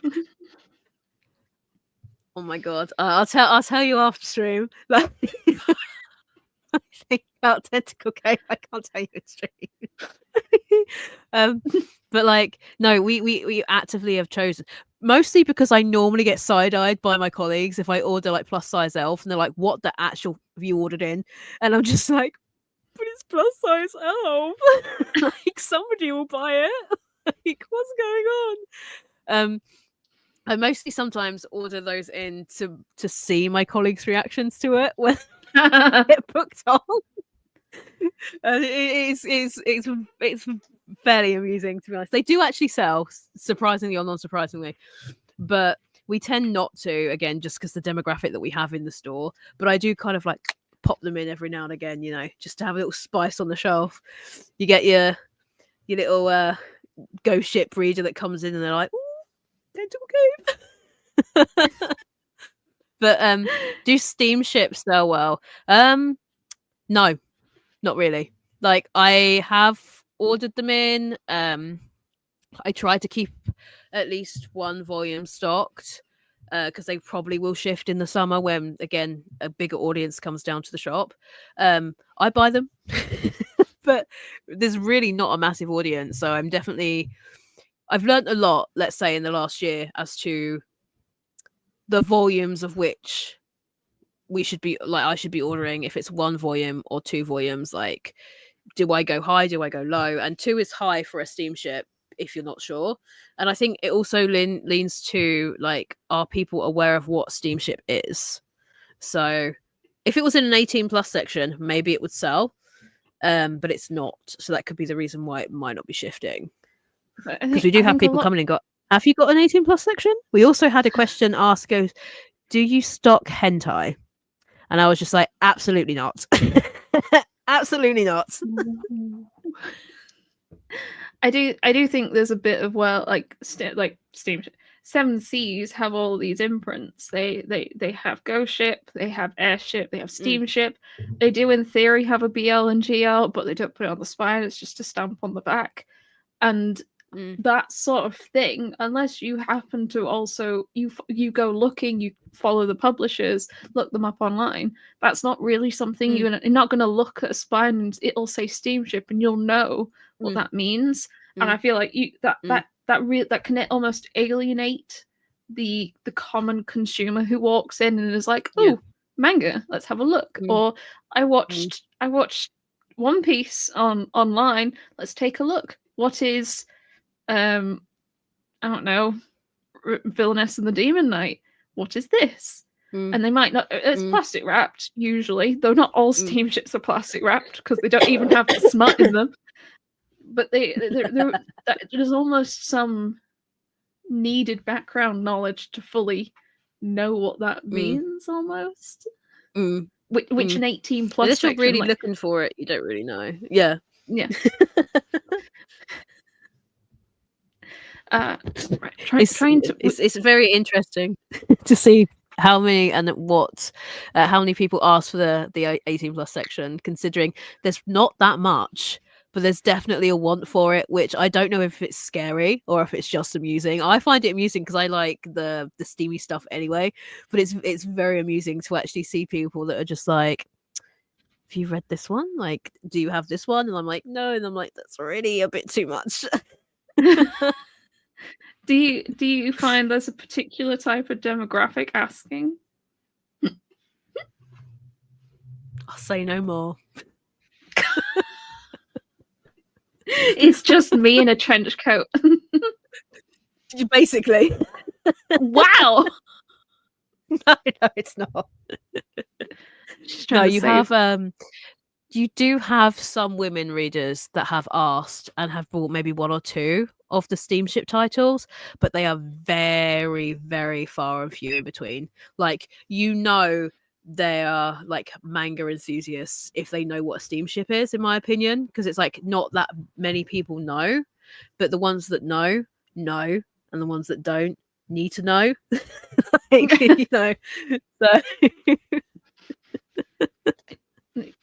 Do you know how statistics are taken into consideration by publishers?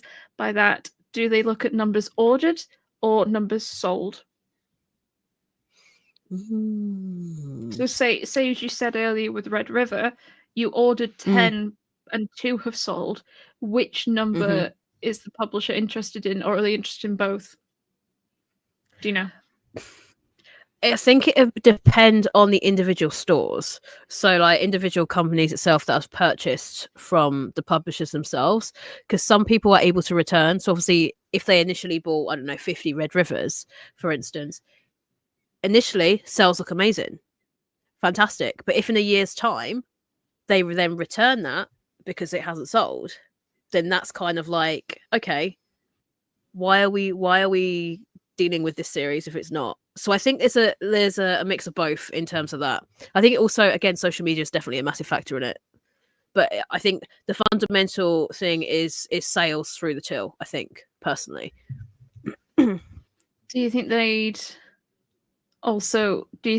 would be interested in, say, if you're repeat ordering a particular volume, you keep ordering Delicious in Dungeon Volume 5, is that something that they'd potentially be more interested? Why do they keep ordering in maybe not a random Volume 5, but Volume 1? Like, oh, this series, it keeps getting ordered.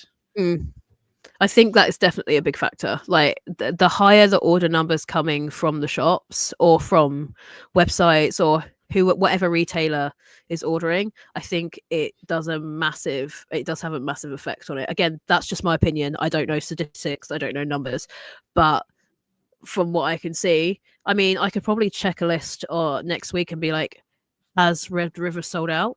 And if it has sold out, is it scheduled for a reprint? That's kind of for me like a deciding factor as to is it really doing well? Because you'll be like, that's a new shoujo series, so you'd have thought a new series they would keep in stock, like reprinted, because it's a new one. But if they haven't, there's obviously a reason for that. Or if it's lower down on the list, there's obviously a reason for that. So I think it's probably both. Again, I suppose my opinion. as well, that would be an interesting sort of statistic, because that almost begins to reflect not just on your store or location, a more a general, without going and looking at individual stores, how much did they sell or anything. Just is it, especially because I don't think the second one is out yet. I think it's out soonish. Not in next the month, UK, I don't think. Yeah. I've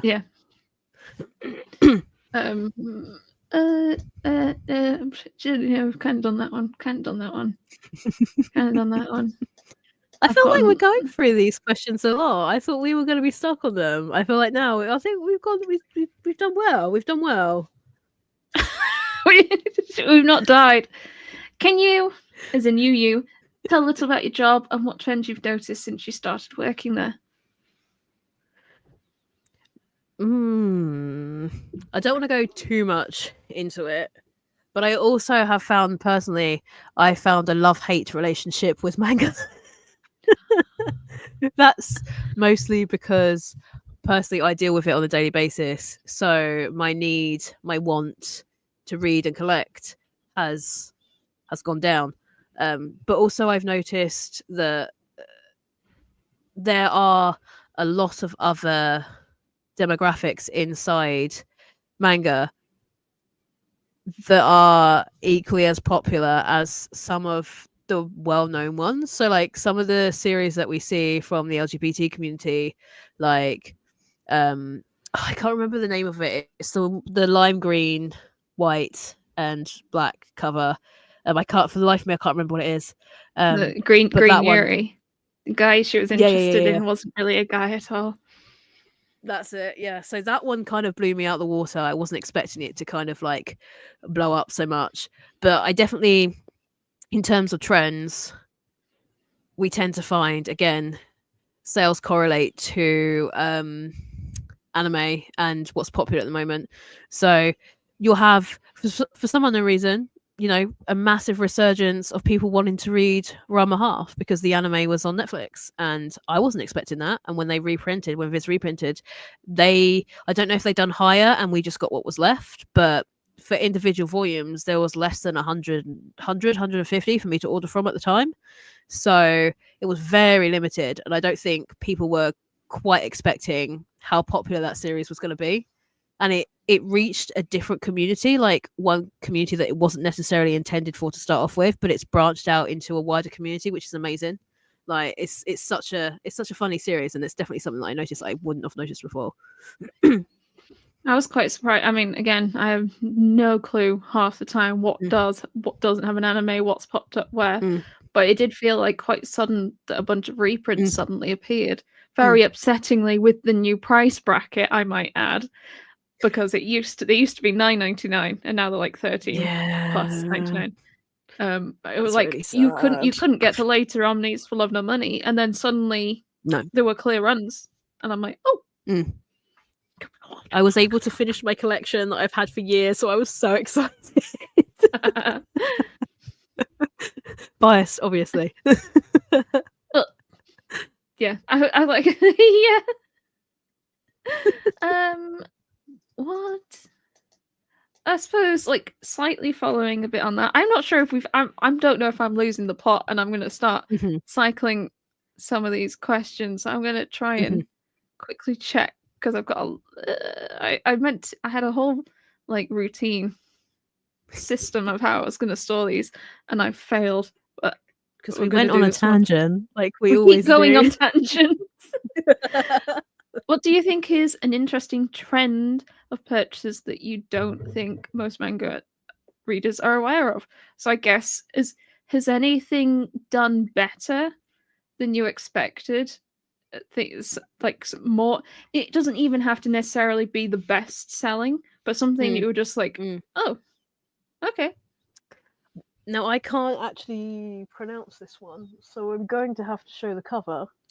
because I think it's getting an anime later this year, and that's this one. I don't know if you can see it. My ring light is kind of in the way. Gachi. Yeah, is it like Gachi Akuta? Yeah, that surprised me. I didn't expect that one to fly off the shelf at all. That's another one people just love and have literally just continuously buys. And it does, the actual art style definitely reminds me of the guy that did Soul Eater. So I don't know if, I don't want to be like, what is going on here? But like the art style is very much... I think I'd seen this one had won an award in Japan. I wonder if that led to the art contributed. is just... Yeah, I mean, it was... I don't know. I'm excited to see how well it does when the anime hits later on this year, like 100%. And also, the summer Hikaru died. That was another one that is really, really popular. And Solo Leveling, like, maybe it's because it's a genre that I don't particularly enjoy normally. Having watched the anime, I totally understand the hype. The creepy giant monster smiling looked like the Smiling Titan, and it creeped me out.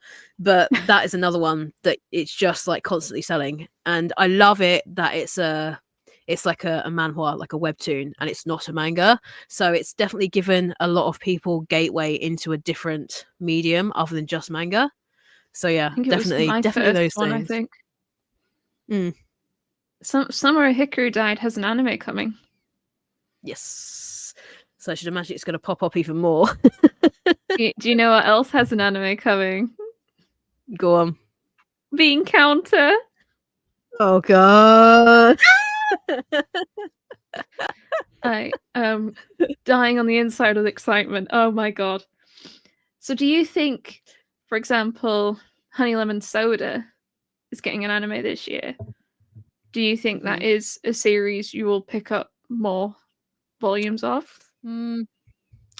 Potentially. I mean, I read the first volume and I quite enjoyed it. I think I might try the first episode, but it's really difficult because I tend to find now that I'm slightly older, like an older consumer of manga, that I personally prefer watching a shonen and reading a shoujo. I think it's because it's the pacing and sometimes the animation, i.e. Requiem of the Rose King, isn't done very well. It feels like there's not much love and attention given to it. But I think I'll give it a go and see what happens. Definitely. How about yourself? Are you interested in picking it up? Oh, you've probably got most of it, but are you interested in like watching it at all? No, but like, that's Manga Cat says it's currently airing. Ooh. Oh, is it? See, this is just how little I know. But it's not a reflection on Honey Lemon Soda. Just I don't tend to. Ben's been watching a bit more now in his mornings and such, but unless I'm doing, say, one of those episode 1 watch parties, I don't think. But again, it's not targeted at any demographic, any series, anything like that. I just don't tend to go towards anime, which is how I end up being so uninformed about it. I mostly end up knowing occasionally because I get like people being like, oh, such and such has got an anime. I hear other people saying about it, and then I just repeat. Like there is one published by Yen Press, and only volume 1 is currently out from Yen Press, and it's like you will love me something. It's the guy is kind of a wolf thing or a dog thing, and it sounds like okay, but I really liked it. What is it? Where is it on my spreadsheet? Somewhere, maybe. Oh no, I can't find it. I feel like there's a series that you would probably enjoy that I was surprised that I actually enjoyed. And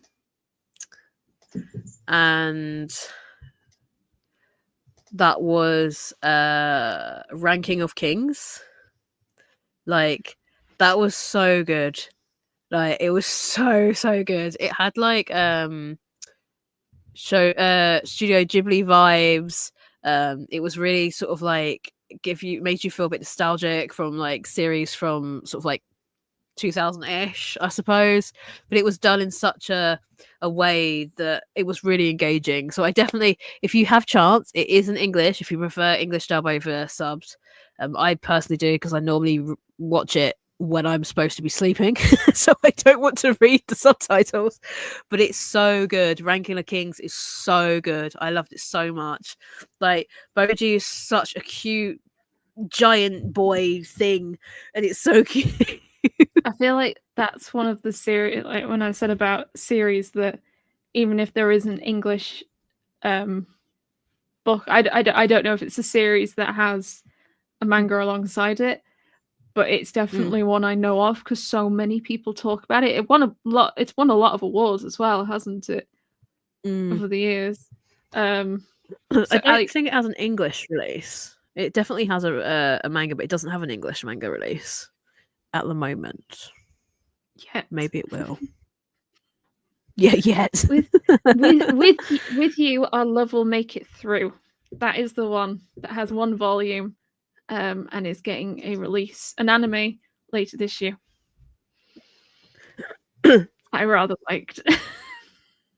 Ooh, it's nice to see that you're possibly gonna give anime a go, because I know you're very much like a manga reader, but it's nice to be able to branch into a different medium. Are you up to date with One Piece by any chance in terms of chapters, or are you just like staying away from them?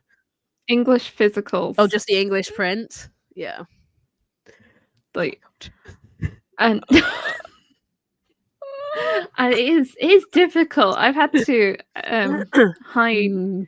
It's one of another reason I don't really go on Twitter as much anymore is that I feel like that was the easiest place for me to find a spoiler for anything. It almost didn't matter. Yeah. Whereas I don't really experience that on other platforms as much. But I've been quite pleased at how little spoilers I've managed, considering I'm just doing the English physicals. That is a feat in itself. I've been trying really hard with My Hero Academia. I only got a couple more volumes to go.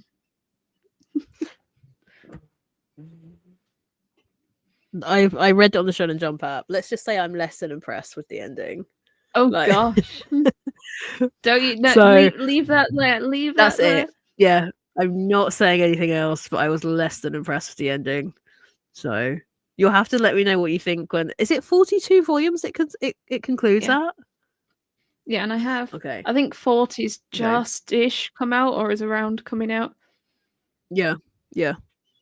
And I binged 4 volumes, and I felt like it made it a lot better to read, and then realized there were only 4 more volumes to the end. So I was like, okay, I think I'm going to do the same again. I'll wait till the last 4 come out and read them all together. So I've not read 39 yet, and I'm going to read the rest together. Okay. That sounds like a good idea, to be fair. When I read it, I kind of binge read the last few volumes. Meh. My gosh. I was going to say it is close to 1 a.m. We have been yapping for over 4 hours. Any closing remarks before we wrap it up and say goodnight to the lovely chat? If anybody would like me to do kind of like another one of these and kind of but on my channel, then let me know, because I'm definitely passionate about what I see on a daily basis, and I feel like I have a little bit more of an inside look into certain things in the retail side of it. So if you have any questions or anything like that, feel free to like hit me up on the Discord or my channel or down below or whatever, and I'll try and get back to you. But no, I feel like this has been a very subscribe. I promise I will make a comeback at some point. Surprisingly, I have got quite a few like haul videos in the bank from last year that I just haven't had chance to edit, because I've been so busy. But I am planning on making a comeback at some point this year. So I've also may have a sponsored giveaway from my workplace at some point. So by all means, pop on over if you so feel inclined. But yeah, I think one final time to say as well. I do this. We are both fans of the demographics. We wish to see more in print. I do think it's an interesting discussion. I do think sometimes there is you saying Red River hasn't sold well does not mean you hate shoujo or you hate Red River. There is a deeper systemic problem that is interesting to discuss, but sometimes it feels like it's a topic you can't discuss without huge backfire. The negativity. Yeah, no.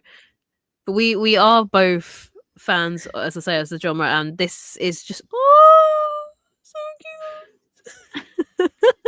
Oh my gosh, she's huge. This is the last time I saw her. Oh my gosh.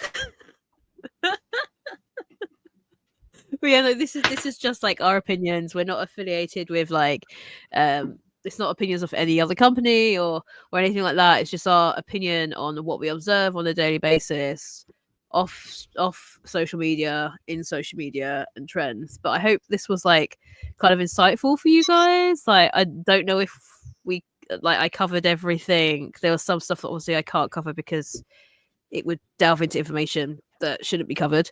But like, yeah, if you guys like this and want to see another video like this, let us know. Maybe we can do it again. Maybe we can invite a couple of other people to join the discussion, and that'd be kind of cool.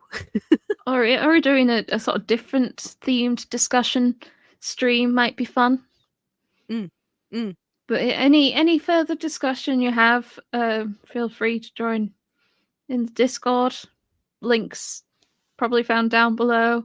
Always happy to discuss. I do love discussing interesting topics, but I think as well, do not eat that. Get that out your mouth. I think also I am very happy. I'm very open to having my mind changed. I'm very like discussing, learning new things and that kind of jazz. Yeah, there are a lot of shoujo and josei series I would love to have a print and I would have loved to read. But I do disagree with abuse at poor social media people. Which I feel like it can be a hot take, weirdly. But I have really enjoyed this discussion. Thank you very much, Emma, for allowing me to host and interrogate you for how much you hate shoujo. It was a lot less frightening, to be honest, than I thought it was gonna be. I was kind of I'm really glad. terrified that I was gonna get bombarded. Maybe we made them so angry they left. Yeah, maybe. Calm, reasonable. And what can we do about it? I think, especially for content creators like us, like trying to make content, promote it, nice content, showing the good side, the different side. How much can a publisher do? Can a publisher do enough? Don't know. But it's also a case of if you like it, shout about it, get people to buy it, and then maybe they'll license more. I do get that. Is the onus really on us to try and do the promotion? But I do think there is definitely, in terms of marketing for anything, there's always sort of a word of mouth that aids a series or a series, a game, a book, a movie doing better. But thank you all for joining. Do that. Discord, subscribe to Geeky, tagged in the title. And if we do another one of these, you'll probably find out in the Discord first, or Instagram, maybe. Have a good night. They will have, or else. Yuna, you are causing. Stop putting things in your mouth. Right. Good night, everyone. Bye bye. Good night, guys. Take care. Bye.